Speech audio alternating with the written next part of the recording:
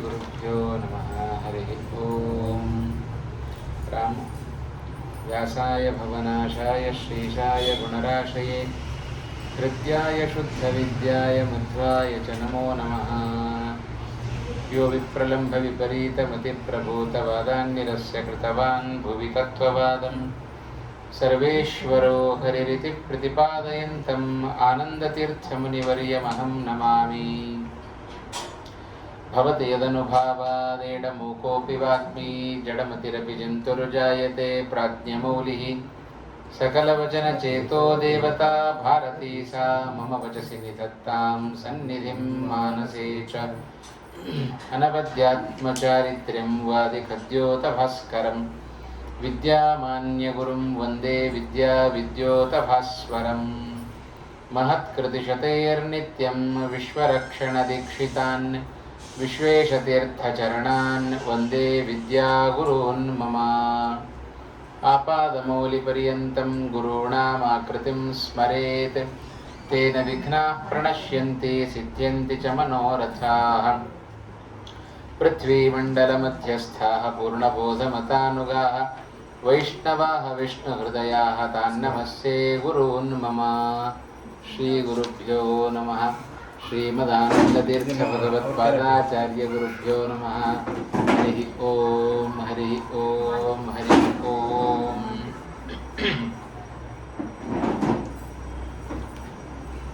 आपदाम् अपहर्तारं दातारं सर्वसम्पदां लोकाभिरामं श्रीरामं भूयो भूयो नमाम्यहम्। राघवो विजयं दद्यात् मम सीतापतिप्रभुः राघवस्य पदद्वन्द्वं दद्यादमितवैभवम्। रामाय रामभद्राय रामचन्द्राय वेधसे रघुनाथाय नाथाय सीतायाः पतये नमः। ज्ञाने विरागे हरिभक्तिभावे धृतिस्थितिप्राणबलेषु योगे बुद्धौ च नान्यो हनुमत्समानः पुमान् कदाचित् क्वच कश्चनैव।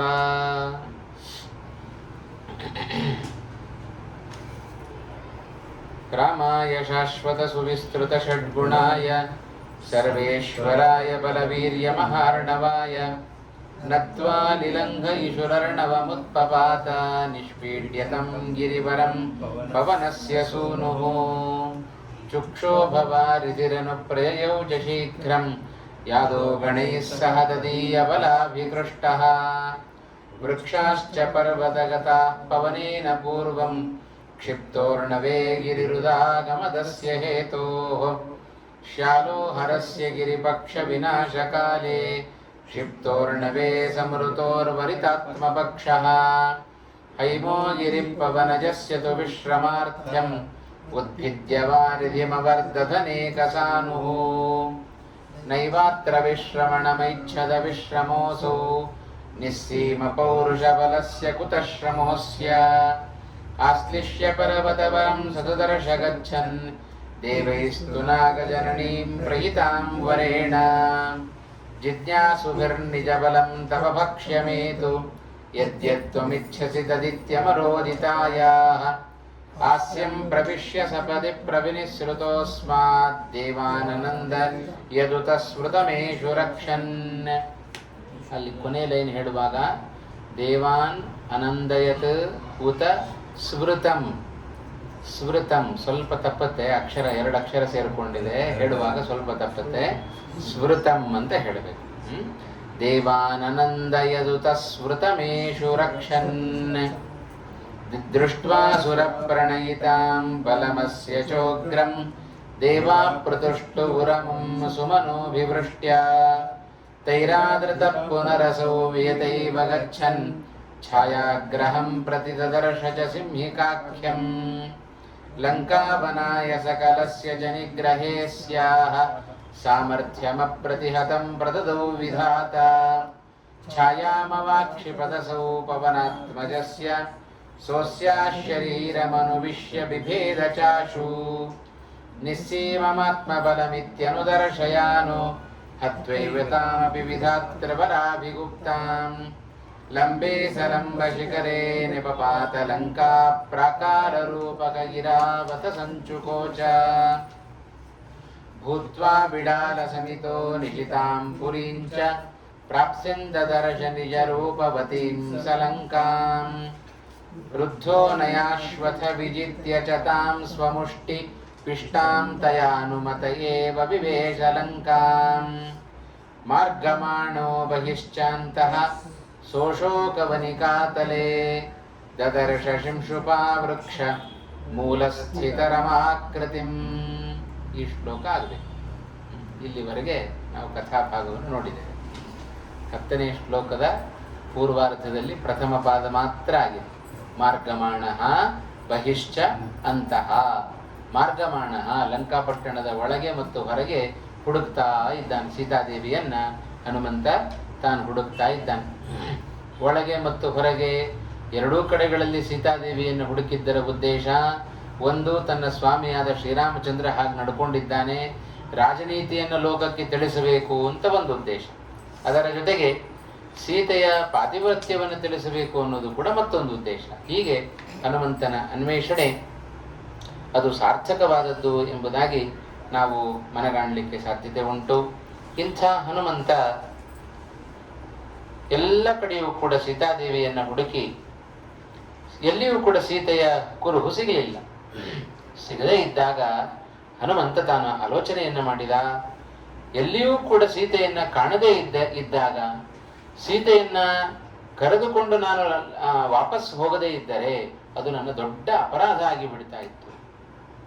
ಅದಕ್ಕೋಸ್ಕರ ಏನು ಮಾಡಬೇಕು? ಸೀತಾದೇವಿಯನ್ನ ಕರೆದುಕೊಂಡು ಹೋಗದೆ ನಾನು ಹೋಗುವಂತಿಲ್ಲ. ಸೀತೆ ಸಿಗ್ತಾ ಇದೆ, ಏನ್ ಮಾಡಬೇಕು? ಚಿಂತಾಕ್ರಾಂತನಾದ ಹನುಮಂತ ಎಲ್ಲ ಕಡೆ ಹುಡುಕಿ ಆಯಿತು. ಇನ್ನು ಎಲ್ಲಿಂದ ಅಂತ ಸೀತೆಯನ್ನು ತರೋಣ?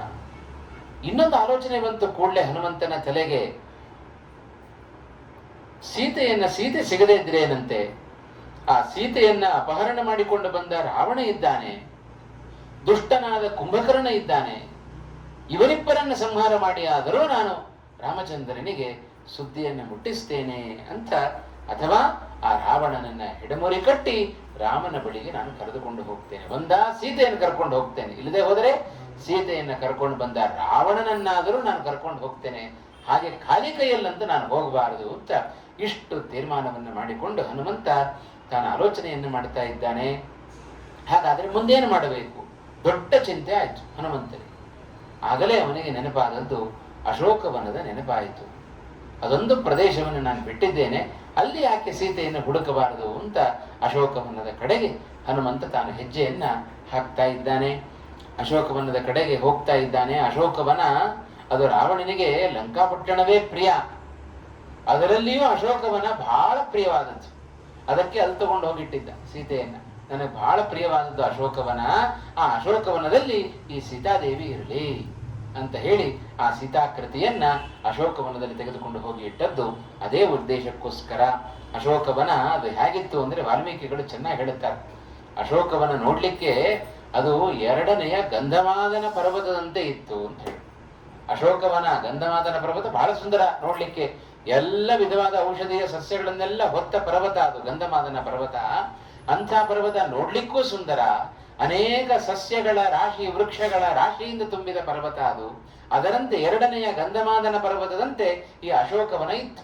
ಅಷ್ಟು ಬಹಳ ಸುಂದರವಾಗಿ ರಾವಣ ತಾನ ಆ ವನವನ್ನ ಬೆಳೆಸಿದ್ದಾನೆ. ಆ ಅಶೋಕವನವನ್ನ ಪ್ರವೇಶ ಮಾಡೋಣ ಅಂತ ಹನುಮಂತ ಅಶೋಕವನದ ಒಳಗೆ ತಾನು ಪ್ರವೇಶವನ್ನ ಮಾಡಿ ನೋಡುತ್ತಾನೆ.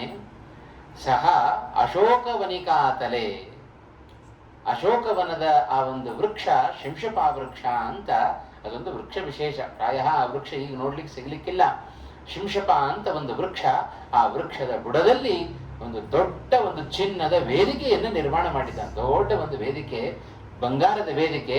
ಆ ಬಂಗಾರದ ವೇದಿಕೆಯಲ್ಲಿ ಸೀತೆಯನ್ನ ಕರ್ಕೊಂಡು ಬಂದಿಟ್ಟಿದ್ದಾನೆ ರಾವಣ. ಇಂಥ ಸ್ಥಿತಿಯಲ್ಲಿದ್ದ ಸೀತೆಯನ್ನ ಹನುಮಂತ ತಾನು ನೋಡ್ತಾ ಇದ್ದಾನೆ. ಮಾರ್ಗಮಾಣ ಬಹಿಶ್ಚಾಂತಃ ಸಹ ಅಶೋಕವನಿಕಾತಲೆ ಶಿಂಶುಪಾ ವೃಕ್ಷ ಮೂಲ ಸ್ಥಿತ ರಮಾಕೃತಿಂ ದದರ್ಶ. ಶ್ರೀಮದಾಚಾರ್ಯರು ಎಲ್ಲಿಯೂ ಹೆಜ್ಜೆ ತಪ್ಪಲಿಲ್ಲ. ಅಶೋಕವನದ ಶಿಂಶಪಾ ವೃಕ್ಷದ ಬುಡದಲ್ಲಿ ಕುಳಿತ ಸೀತಾಕೃತಿಯನ್ನ ನೋಡಿದ. ಸೀತಾಕೃತಿಯನ್ನ ರಾವಣ ಹೊತ್ತುಕೊಂಡು ಬಂದದ್ದೇ ವಿನಃ ಸೀತೆಯನ್ನಲ್ಲ. ಅಪಹರಣ ಮಾಡುವಾಗ ಹಾಗೆ ಆದದ್ದು. ಅವು ಇನ್ನೇನು ಅಪಹರಣ ಮಾಡಬೇಕು ಅಷ್ಟರ ಒಳಗೆ ಅಗ್ನಿ ಬರ್ತಾ ಇದ್ದ.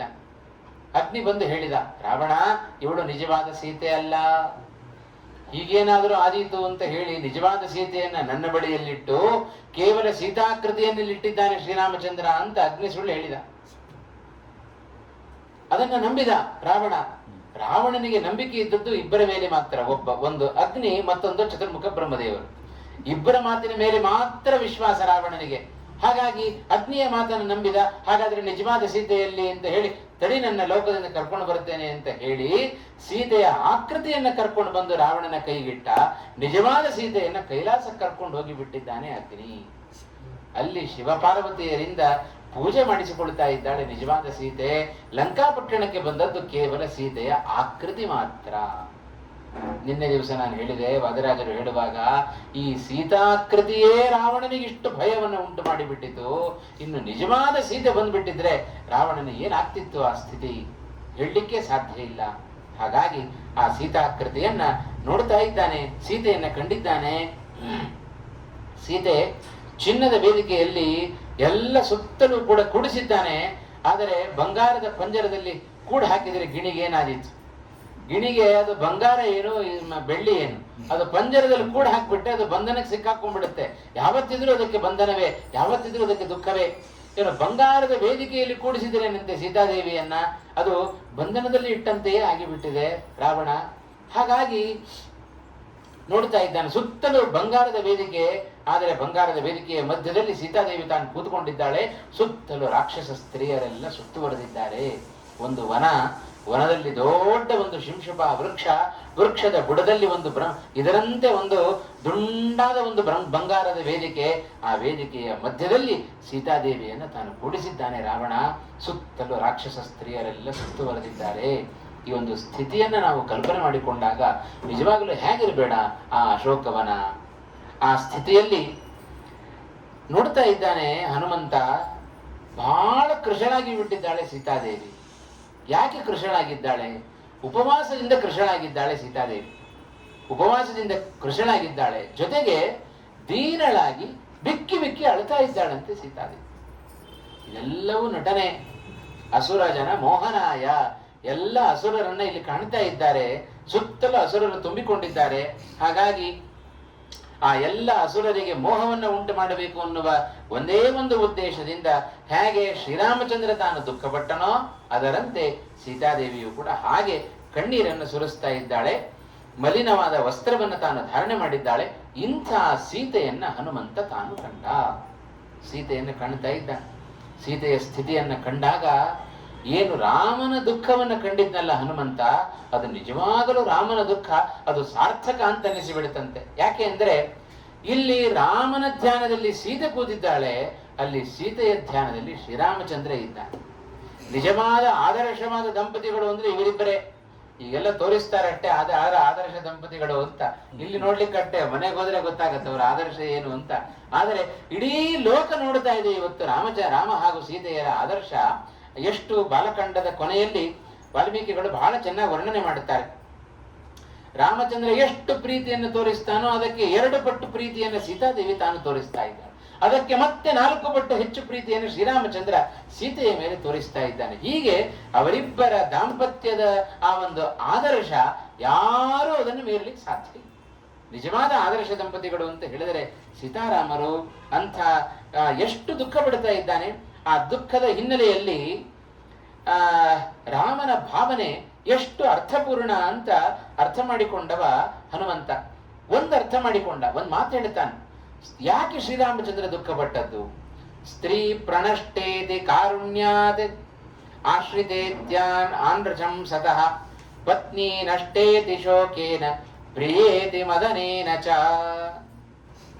ರಾಮನ ದುಃಖಕ್ಕೆ 4 ಪ್ರಧಾನವಾದ ಕಾರಣಗಳು. ಯಾವುದದು 4 ಕಾರಣ? ಯಾಕೆ ದುಃಖಪಟ್ಟ ಶ್ರೀರಾಮಚಂದ್ರ?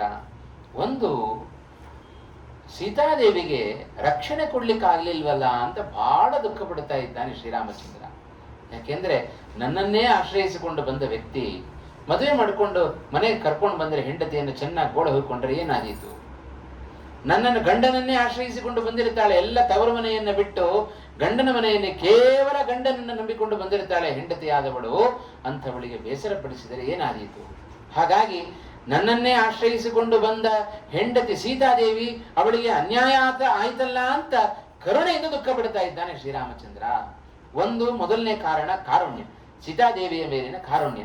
ಎರಡನೆಯದ್ದು ದುಃಖ. ಯಾಕೆ ದುಃಖ ಪಡ್ತಾ ಇದ್ದಾನೆ? ಕಾಡಿನಲ್ಲಿ ಸರಿಯಾದ ರಕ್ಷಣೆಯನ್ನ ಸೀತಾದೇವಿಗೆ ತಾನು ಕೊಡ್ಲಿಕ್ಕೆ ಆಗಲಿಲ್ವಲ್ಲ ಅಂತ ದುಃಖ ಪಡ್ತಾ ಇದ್ದಾನೆ ಶ್ರೀರಾಮಚಂದ್ರ. ಯಾಕೆ ಅಂದ್ರೆ ಅವಳ ನಂಬಿಕೆಗೆ ನಾನು ದ್ರೋಹ ಮಾಡಿದೆ. ರಾಮಚಂದ್ರನ ಚಿಂತನೆ ನೋಡ್ರಿ ಹೇಗಿದೆ ಅಂತ. ಏನ್ ನಂಬಿಕೆ ಇಟ್ಟಿದ್ದಾಳೆ ಸೀತಾದೇವಿ? ಒಂದು ಪ್ರಸಂಗ ನಡೀತು, ಅಯೋಧ್ಯಾಕಾಂಡದಲ್ಲಿ ನಡೆದ ಪ್ರಸಂಗ. ರಾಮಚಂದ್ರ ಕಾಡಿಗೆ ಹೊರಟಾಗ ಕೈ ಹೇಳಿದ್ಲು, ರಾಮಚಂದ್ರ ನೀನು 14 ವರ್ಷ ಕಾಡಿಗೆ ಹೋಗಬೇಕು, ಇದೇ ದಶರಥನ ಇಚ್ಛೆ ಅಂತಂದುಬಿಟ್ಲು. ದಶರಥನ ಇಚ್ಛೆ ಅಲ್ಲ ಪಾಪ, ಅದು ತನ್ನ ಇಚ್ಛೆಯನ್ನ ದಶರಥನ ಇಚ್ಛೆ ಅಂತ ಹೇಳಿಕೊಂಡು, ಅಂತೂ ಆಯ್ತು ಅಷ್ಟೇ ತಾನೇ ನಾನು ಹೊರಡ್ತೇನೆ ಅಂತ ಹೊರಟೇ ಬಿಟ್ಟ ಶ್ರೀರಾಮಚಂದ್ರ. ಒಂದು ಮಾತನ್ನು ನನ್ನ ಹೆಂಡತಿ ಮತ್ತೆ ತಾಯಿಗೆ ಹೇಳಿ ಬಂದ್ಬಿಡ್ತೇನೆ ಅಂತ ತಾಯಿಗೆ ಹೇಳಿದ. ಕೌಸಲ್ಯಗೆ ಧರ್ಮದ ಇಕ್ಕಟ್ಟಿನಲ್ಲಿ ಸಿಲುಕಿಸಿ ತಾಯಿಯನ್ನ ಒಪ್ಪಿಸಿದ. ಸೀತೆಯ ಬಳಿಗೆ ಬರ್ತಾ ಇದ್ದಾನೆ. ತಂದೆ ಹೇಳಿದ್ದಾನೆ 14 ವರ್ಷ ನಾನು ಕಾಡಿಗೆ ಹೋಗ್ಬೇಕಂತೆ, ನಾನು 14 ವರ್ಷ ಕಾಡಿಗೆ ಹೋಗಿ ಬರ್ತೇನೆ ಅಂತ, ಎಲ್ಲೋ ಇಲ್ಲಿ ಪಕ್ಕದ ಮನೆಗೆ ಹೋಗಿ ಬರ್ತೇನೆ ಅಂತ ಹೇಳುವಂತೆ ಹೇಳ್ತಾ ಇದ್ದಾನೆ ಶ್ರೀರಾಮಚಂದ್ರ. ಅದಕ್ಕೆ ಶ್ರೀರಾಮಚಂದ್ರನ ಏನು ಅನಪೇಕ್ಷಿತವಾಗಿ ಹೋದದ್ದಲ್ಲ, ಕಾಡಿಗೆ ಇಚ್ಛೆ ಪಟ್ಟು ಹೋಗ್ತಾ ಇದ್ದಾನೆ. ಹಾಗಾಗಿ ಹೇಳಿದ ಸೀತೆಗೆ, ನಾನು ಹೋಗಿ ಬರ್ತೇನೆ ಅಂತ. ಇದನ್ನ ನನ್ನ ಹತ್ರ ಯಾಕೆ ಹೇಳ್ತಾ ಇದ್ದೀರಿ ಅಂತಂದ್ಲು ಸೀತೆ. ಯಾಕಂದ್ರೆ ಯಾವಾಗಲೂ ಗಂಡ ಎಲ್ಲಿರ್ತಾನೋ ಅಲ್ಲಿ ಹೆಂಡತಿ ಇರಬೇಕಾದ್ದು ಹೆಂಡತಿಯ ಧರ್ಮ, ಅದೇ ಪತಿವ್ರತೆಯ ಧರ್ಮ. ಹಾಗಾಗಿ ನಾನು ಕಾಡಿಗೆ ಹೋಗ್ತೇನೆ ಅಂತ ನೀವ್ ಯಾಕೆ ಹೇಳ್ತಾ ಇದ್ದೀರಿ? ನೀವು ಹೋದ್ಮೇಲೆ ನಾನು ಹೋಗ್ಬೇಕಲ್ವಾ ಕಾಡಿಗೆ ಅಂತಂತಾಳೆ. ಆಗ ರಾಮಚಂದ್ರ ಹೇಳಿದ, ಅದು ಅಷ್ಟು ಸುಲಭ ಅಲ್ಲ. ಕಾಡು ಅಂದ್ರೆ ಅದೆಲ್ಲ ಕಾಡು ಪ್ರಾಣಿಗಳಿರುತ್ತವೆ, ಕ್ರೂರ ಪ್ರಾಣಿಗಳಿರುತ್ತವೆ, ಜೊತೆಗೆ ಕಲ್ಲು ಬಂಡೆಗಳ ಮೇಲೆ ಮಲಗಬೇಕು, ಬಿಸಿಲಿನಲ್ಲಿ ನಡಿಬೇಕು, ಚಳಿಯಲ್ಲಿ ಒದ್ದಾಡಬೇಕು. ಇದೆಲ್ಲ ವನವಾಸ ಅಷ್ಟು ಸುಲಭ ಅಲ್ಲ. ಹಾಗಾಗಿ ನೀನು ಬರಬೇಡ, ಇಲ್ಲೇ ಇರು ಅಂತ ರಾಮಚಂದ್ರ ಹೇಳಿದ. ಸುಮಾರು ಮಾತುಕತೆ ಆಗತ್ತೆ ಸೀತಾರಾಮರಿಗೆ. ಕೊನೆಯಲ್ಲಿ ಯಾವಾಗ ಶ್ರೀರಾಮಚಂದ್ರ ತಾನು ಒಪ್ಪಲಿಲ್ಲವೋ, ಸೀತೆ ಒಂದು ಮಾತು ಹೇಳ್ತಾಳೆ ಶ್ರೀರಾಮಚಂದ್ರನಿಗೆ, ರಾಮ, ನಮ್ಮ ತಂದೆ ನಿನಗೆ ಮದುವೆ ಮಾಡಿಕೊಡುವಾಗ ಬಹಳ ತಪ್ಪು ತಿಳಿದು ಮದುವೆ ಮಾಡಿಕೊಟ್ಟ ಅಂತ ನಾನು ತಿಳ್ಕೊಡುತ್ತೇನೆ ಅಂತಂದು ಬಿಟ್ಲು ಸೀತೆ. ಏನದು? ನಿನಗೆ ಜನಕ ಮಹಾರಾಜ ನಿನ್ನನ್ನು ಭಾವಿಸಿದ್ದು ನೀನೊಬ್ಬ ಪುರುಷ ಸಿಂಹ ಅಂತ ತಿಳಿದು ಮದುವೆ ಮಾಡಿಕೊಟ್ಟಿದ್ದಾನೆ. ನೀನ್ ನೋಡಿದ್ರೆ ಕಾಡಲ್ಲಿರೋ ಸಿಂಹಕ್ಕೆ ನೀನು ಹೆದರ್ತಾ ಇದ್ದಿ ಅಂತಂದು ಬಿಟ್ಲು. ಆಗ ಶ್ರೀರಾಮಚಂದ್ರ ಅನಿವಾರ್ಯವಾಗಿ ಸೀತೆಯನ್ನ ಕರ್ಕೊಂಡು ಹೋಗ್ಲಿಕ್ಕೆ ಒಪ್ಪಿಗೆಯನ್ನು ಕೊಡಬೇಕಾಯಿತು. ಹಾಗಾಗಿ ಸೀತೆ ಹೇಳ್ತಾಳೆ, ಪುರುಷ ಸಿಂಹ ನೀನಿರಬೇಕಾದ್ರೆ ಕಾಡಿನಲ್ಲಿರುವ ಸಿಂಹಕ್ಕೆ ನಾನು ಯಾಕೆ ಹೆದರಲಿ ಅಂತಂದು ಸೀತಾದೇವಿ. ಅಷ್ಟು ನಂಬಿಕೆ ಇಟ್ಟು ಬಂದ ಸೀತೆಗೆ ನಾನು ಸಮರ್ಪಕವಾಗಿ ರಕ್ಷಣೆ ಕೊಡ್ಲಿಕ್ಕಾಗ್ಲಿಲ್ವಲ್ಲ ಅಂತ ಶ್ರೀರಾಮಚಂದ್ರ ತಾನು ದುಃಖ ಪಡ್ತಾ ಇದ್ದಾನೆ. ಇದು ರಾಮನ ದುಃಖಕ್ಕೆ ಎರಡನೆಯ ಕಾರಣ. ಒಂದು, ಹೆಂಡತಿಯಾಗಿ ನನ್ನನ್ನ ಆಶ್ರಯಿಸಿದ ಸೀತೆಗೆ ರಕ್ಷಣೆ ಕೊಡ್ಲಿಕ್ಕಾಗ್ಲಿಲ್ವಲ್ಲ ಅಂತ. ಮತ್ತೊಂದು, ನನ್ನನ್ನ ನಂಬಿ ಬಂದ ಸೀತೆಯನ್ನ ಉಳಿಸ್ಕೊಳ್ಲಿಕ್ಕಾಗ್ಲಿಲ್ವಲ್ಲ ಅಂತ ಎರಡನೆಯ ದುಃಖ ಪಡ್ತಾ ಇದ್ದಾನೆ. ಮೂರನೆಯ ಕಾರಣ, ನನ್ನ ಧರ್ಮಪತ್ನಿಯಾಗಿ ಸೀತಾದೇವಿಯನ್ನು ನಾನು ಕರ್ಕೊಂಡು ಬಂದಿದ್ದೆ, ಆದರೆ ಜವಾಬ್ದಾರಿಯಿಂದ ಧರ್ಮದ ದೃಷ್ಟಿಯಿಂದಾದರೂ ನಾನು ಸೀತಾದೇವಿಯನ್ನು ಉಳಿಸ್ಕೊಳ್ಬೇಕಾಗಿತ್ತು. ಆ ದೃಷ್ಟಿಯಿಂದಲೂ ಕೂಡ ನಾನು ಸೀತೆಯನ್ನು ಉಳಿಸ್ಕೊಳ್ಳಿಲ್ವಲ್ಲ ಅಂತ ದುಃಖ ಪಡ್ತಾ ಇದ್ದಾನೆ. ಇನ್ನೊಂದು ಕಾರಣ ದುಃಖಕ್ಕೆ, ಲೌಕಿಕವಾಗಿ ಒಬ್ಬ ಹೆಂಡತಿ ಕಳೆದು ಹೋದರೆ ಎಷ್ಟು ಪುರುಷನಾದವ ದುಃಖ ಪಡಬೇಕು. ಆ ಸೀತೆಯ ಮೇಲಿನ ಅಪಾರವಾದ ಪ್ರೀತಿ ಅದು ಭಾರಿ ದುಃಖಕ್ಕೆ ಕಾರಣ. ಎಷ್ಟು ಪ್ರೀತಿ ಇತ್ತು ಅಂತ ಹೇಳಿದರೆ ರಾಮಚಂದ್ರನಿಗೆ, ಇದೇ ಅರಣ್ಯಕಾಂಡದ ಕೊನೆಯ ಭಾಗದಲ್ಲಿ ವಾಲ್ಮೀಕಿಗಳು ಒಂದು ಮಾತು ಹೇಳುತ್ತಾರೆ. ಭಾರೀ ದುಃಖ ಪಡ್ತಾ ಇದ್ದಾನೆ ರಾಮಚಂದ್ರ, ಏನು ಮುಂದಕ್ಕೆ ಹೋಗ್ಲಿಕ್ಕೆ ಆಗ್ತಾ ಇಲ್ಲ, ಕುಸಿದು ಬಿದ್ದ. ಒಂದು ಕ್ಷಣ ಪಕ್ಕದಲ್ಲಿದ್ದ ಲಕ್ಷ್ಮಣ ನೋಡ್ತಾ ಇದ್ದಾನೆ, ಅಣ್ಣ ಎಷ್ಟು ದುಃಖ ಪಡ್ತಾ ಇದೆಯಲ್ಲಪ್ಪ, ಎಷ್ಟು ನಿನಗೆ ಸೀತೆಯ ಮೇಲೆ ಪ್ರೀತಿ. ಹಾಗಾಗಿ ಸೀತೆ ಕಳೆದು ಹೋಗಿದ್ದಾಳೆ, ಅಪಹೃತಳಾಗಿದ್ದಾಳೆ ನಿಜ, ಆದರೆ ಹೀಗೆ ಏನೂ ಗೊತ್ತಾಗದಂತೆ ನೀನು ಕೂತ್ಕೊಂಡ್ಬಿಟ್ರೆ ಹೇಗೆ? ಮುಂದೆ ಏನು ಮಾಡಬೇಕು ಅದರ ಬಗ್ಗೆ ನೀನು ಆಲೋಚನೆಯನ್ನ ಮಾಡು. ಸೀತೆಯ ಮೇಲಿನ ಪ್ರೀತಿಯನ್ನು ಸ್ವಲ್ಪ ಕಡಿಮೆ ಮಾಡ್ಕೋ ಅಂತ ಉಪದೇಶ ಕೊಟ್ಟವ ಲಕ್ಷ್ಮಣ. ಅಷ್ಟು ಪ್ರೀತಿಯನ್ನು ಬೆಳೆಸ್ಕೊಂಡ್ಬಿಟ್ಟಿದ್ದಾನೆ. ಎಷ್ಟು ಪ್ರೀತಿ ಅಂತ ಹೇಳಿದರೆ, ಲಕ್ಷ್ಮಣನ ಕುರಿತು ಹೇಳುತ್ತಾನೆ ರಾಮ ಹೇಳುವಾಗ, ಲಕ್ಷ್ಮಣ, ಅಯ್ಯೋ ವನವಾಸಕ್ಕೆ ನಾನು ಬರುವಾಗ ಸೀತೆ ಅಪಹೃತಳಾಗಿಬಿಟ್ಟಿದ್ದಾಳೆ. ಸೀತೆ ಸಿಗ್ತಾಳೋ ಇಲ್ವೋ ನನಗೆ ಗೊತ್ತಿಲ್ಲ. ಅಕಸ್ಮಾತ್ 14 ವರ್ಷ ವನವಾಸ ಮುಗೀತು ಅಂತಾದರೆ ನೀನು ಒಬ್ಬನೇ ಅಯೋಧ್ಯ ಪಟ್ಟಣಕ್ಕೆ ಹೋಗು, ನಾನು ಬರೋದಿಲ್ಲ ಅಂತಂದುಬಿಟ್ಟ ರಾಮ. ಏನಾದ್ರೂ ಖಾಲಿ ಕೈಯಲ್ಲಿ ನಾನು ಹಾಗೆ ಸೀತೆಯನ್ನ ಕರ್ಕೊಂಡು ಹೋಗದೇ ಇದ್ರೆ ನನ್ನ ತಾಯಿಯಾದ ಕೌಸಲ್ಯ ಕೇಳಿದ್ರೆ, ನನ್ನ ಸೊಸೆಯಲ್ಲಿ ಅಂತ ಕೇಳಿದ್ರೆ ನಾನೇನು ಉತ್ತರ ಕೊಡ್ಲಿ? ಅಥವಾ ಸೀತೆಯ ತಂದೆಯಾದ ಜನಕ ಮಹಾರಾಜ ಕೇಳಿದ್ರೆ ನನ್ನ ಮಗಳಲ್ಲಿ ಅಂತ ಕೇಳಿದ್ರೆ ನಾನೇನು ಉತ್ತರ ಕೊಡ್ಲಿ? ಹಾಗಾಗಿ ನನಗೆ ನಿರುತ್ತರನಾಗಿ ಬಿಟ್ಟಿದ್ದೇನೆ. ಹಾಗಾಗಿ ನಾನು ಬರೋದಿಲ್ಲಪ್ಪ, ಸೀತೆ ಇಲ್ಲದೆ ನಾನು ಅಯೋಧ್ಯೆಗೆ ಬರೋದಿಲ್ಲ. ಲಕ್ಷ್ಮಣ ನೀನು ಒಬ್ಬನೇ ಹೊರಟು ಹೋಗು ಅಂತ ಲಕ್ಷ್ಮಣನಿಗೆ ಹೇಳಿದ ವ್ಯಕ್ತಿ ಅವ ಶ್ರೀರಾಮಚಂದ್ರ. ಎಷ್ಟು ಅಪಾರವಾದ ಪ್ರೀತಿಯನ್ನ ತನ್ನ ಹೆಂಡತಿಯ ಮೇಲೆ ತೋರಿಸಿಕೊಡ್ತಾ ಇದ್ದಾನೆ ಶ್ರೀರಾಮಚಂದ್ರ ಅನ್ನೋದನ್ನ ನಾವು ಕಾಣಬೇಕು. ಹಾಗಾಗಿ ಇಷ್ಟು ಕಾರಣಗಳಿಂದಾಗಿ ಒಬ್ಬ ಶ್ರೀರಾಮಚಂದ್ರ ಒಬ್ಬ ಸಾಮಾನ್ಯ ಜನರಂತೆ ಮೋಹದಿಂದಾಗಿ ಕಣ್ಣೀರನ್ನು ಇಡ್ತಾ ಇಲ್ಲ. ಸಮಾಜದಲ್ಲಿ ಒಬ್ಬ ಸ್ತ್ರೀಗೆ ಹೇಗೆ ಗೌರವವನ್ನು ಕೊಡಬೇಕು, ಎಷ್ಟು ಅವಳಲ್ಲಿ ಅನುಕಂಪ, ಕಾರುಣ್ಯ, ಜವಾಬ್ದಾರಿ, ಅವಳಲ್ಲಿ ಒಂದು ನಿರೀಕ್ಷೆ ಎಷ್ಟಿರಬೇಕು ಅನ್ನೋದನ್ನು ತೋರಿಸಿಕೊಟ್ಟವ ಶ್ರೀರಾಮಚಂದ್ರ. ಹಾಗಾಗಿ ಎಲ್ಲಿಯೂ ಕೂಡ ಶ್ರೀರಾಮಚಂದ್ರ ತಪ್ಪಿ ನಡೆದವನಲ್ಲ. ಸ್ತ್ರೀಯರ ಬಗ್ಗೆ ಎಷ್ಟಿರಬೇಕು ಕಾಳಜಿ ಅನ್ನೋದನ್ನು ಕೂಡ ತನ್ನ ನಡೆಯ ಮೂಲಕ ತೋರಿಸಿಕೊಟ್ಟದ್ದು ಶ್ರೀರಾಮಚಂದ್ರನ ಉತ್ತಮವಾದ ಆದರ್ಶವಾದ ನಡೆ. ಅದಕ್ಕೆ ಪ್ರಾಯ ಒಂದು ಮಾತು ಬಂದದ್ದು, ರಾಮ ನಡೆದಂತೆ ನಡೆ, ಕೃಷ್ಣ ನುಡಿದಂತೆ ನುಡಿ ಅಂತ ಮಾತು ಬಂತು. ಇದೆಲ್ಲ ರಾಮನ ಆದರ್ಶವಾದ ನಡೆಗಳು. ಎಂದೂ ಕೂಡ ಯಾರು ತನ್ನನ್ನ ಆಶ್ರಯಿಸಿಕೊಂಡವರನ್ನ ಬಿಡತಕ್ಕಂಥ ವ್ಯಕ್ತಿ ತಾನಲ್ಲ. ಹಾಗಾಗಿ ಒಬ್ಬ ಸಣ್ಣ ಭಕ್ತನನ್ನು ಕೂಡ ಬಿಡದ ವ್ಯಕ್ತಿ. ನಮೇ ಭಕ್ತ ಪ್ರಣಶ್ಯತಿ, ಇದು ಕೃಷ್ಣನದ್ದೇ ಮಾತು. ನನ್ನ ಭಕ್ತರು ಎಂದೂ ಕೂಡ ದುಃಖ ಪಡಬಾರದು, ಇದು ಭಗವಂತನ ಸಂಕಲ್ಪ. ತನ್ನ ಭಕ್ತರನ್ನೇ ಕೈ ಬಿಡದ ವ್ಯಕ್ತಿಯನ್ನು ತನ್ನ ಹೆಂಡತಿಯ ಕೈ ಬಿಡ್ತಾನೋ ಸ್ವಾಮಿ ಭಗವಂತ? ಹಾಗಾಗಿ ಸೀತಾದೇವಿಯನ್ನ ಕೈ ಬಿಡುವ ಪ್ರಶ್ನೆಯೇ ಇಲ್ಲ. ಹಾಗಾಗಿ ಆ ರಾಮನ ದುಃಖವನ್ನ ಕಣ್ಣಾರೆ ಕಂಡ ಹನುಮಂತ ಈಗ ಸೀತೆಯ ದುಃಖವನ್ನು ನೋಡ್ತಾ ಇದ್ದಾನೆ. ರಾಮನ ದುಃಖ ಎಷ್ಟು ಅರ್ಥಪೂರ್ಣ. ರಾಮನ ಚಿಂತನೆಯಲ್ಲಿ ಸೀತೆಯ ಚಿಂತನೆಯಲ್ಲಿ ಶ್ರೀರಾಮಚಂದ್ರ. ನಿಜವಾದ ಆದರ್ಶವಾದ ದಂಪತಿಗಳಿವರಿಬ್ಬರೂ ಕೂಡ ಅಂತ ಹನುಮಂತ ತಾನು ಆಲೋಚನೆಯನ್ನ ಮಾಡಿದ. ಹೀಗೆಲ್ಲ ಆಲೋಚನೆಯನ್ನ ಮಾಡ್ತಾ ಇದ್ದಾನೆ. ದುಃಖದಿಂದ ಕೂಡಿದ ಆ ಸೀತಾದೇವಿಯನ್ನ ತಾನು ಕಂಡಿದ್ದಾನೆ. ರಾಮನ ಕಾರುಣ್ಯ ಜೊತೆಗೆ ರಾಮನ ಆಂಧ್ರಶಂಸ್ಯ, ಅವನ ಶೋಕ, ಅವನ ಪ್ರೀತಿ, ಇವುಗಳ ಹಿನ್ನೆಲೆಯಲ್ಲಿ ರಾಮಚಂದ್ರನ ದುಃಖ ಬಂದದ್ದೇ ವಿನಃ ಲೋಕದಲ್ಲಿ ಸಹಜವಾಗಿ ಒಬ್ಬಳ ಹೆಂಡತಿಯ ಕಳೆದು ಹೋದರೆ ದುಃಖ ಪಡುತ್ತಾನೆ ಮನುಷ್ಯ. ಯಾಕೆ? ಮೋಹದಿಂದಾಗಿ ದುಃಖ ಪಡುತ್ತಾನೆ. ಇವತ್ತು ಯಾರಾದರೂ ಮನೆಯಲ್ಲಿ ಮೃತರಾದರೆ ದುಃಖ ಪಡುತ್ತೇವೆ. ಯಾಕೆ? ಅತಿಯಾದ ಮೋಹದಿಂದಾಗಿ ನಮಗೆ ದುಃಖ. ಆದರೆ ಸೀತಾದೇವಿಯನ್ನ ಕಳೆದುಕೊಂಡಾಗ ಶ್ರೀರಾಮಚಂದ್ರ ದುಃಖ ಪಟ್ಟದ್ದಕ್ಕೆ ಹೀಗೆಲ್ಲ ಅನೇಕ ಕಾರಣಗಳನ್ನ ರಾಮಾಯಣದಲ್ಲಿ ವಾಲ್ಮೀಕಿಗಳು ಸುಂದರಕಾಂಡದಲ್ಲಿ ಬಿಚ್ಚಿಟ್ಟಿದ್ದಾರೆ. ಹನುಮಂತ ಆ ಸೀತೆಯನ್ನ ಕಂಡಾಗ ಎಷ್ಟು ವಿಧದಲ್ಲಿ ಸೀತೆಯನ್ನ ತಾನು ಆಲೋಚನೆ ಮಾಡ್ತಾ ಇದ್ದಾನೆ ಎನ್ನುವುದನ್ನ ನಾವು ನೋಡ್ಲಿಕ್ಕೆ ಸಾಧ್ಯ. ಇಂಥ ಸೀತಾದೇವಿಯನ್ನ ಕಂಡಾಗ ಹನುಮಂತನಿಗೆ ಸೀತೆಯ ಪಾತಿವ್ರತ್ಯ, ಅದರ ಜೊತೆಗೆ ಇನ್ನು ವಿಶೇಷವಾಗಿ ಆ ಸೀತೆಯಲ್ಲಿ ಇರತಕ್ಕಂತಹ ಸಚ್ಚಾರಿತ್ರ್ಯ, ಉತ್ತಮವಾದ ಶೀಲ, ಒಳ್ಳೆಯ ಸನ್ನಡತೆ ಹೇಗಿದೆ ಅದನ್ನ ನೋಡಬೇಕು ಅಂತ ಹನುಮಂತನಿಗೆ ಅಪೇಕ್ಷೆ ಆಯಿತು. ಸೀತೆ ಕಂಡಿದ್ದಾಳೆ, ಬಹಳ ಆನಂದ ಆಯಿತು.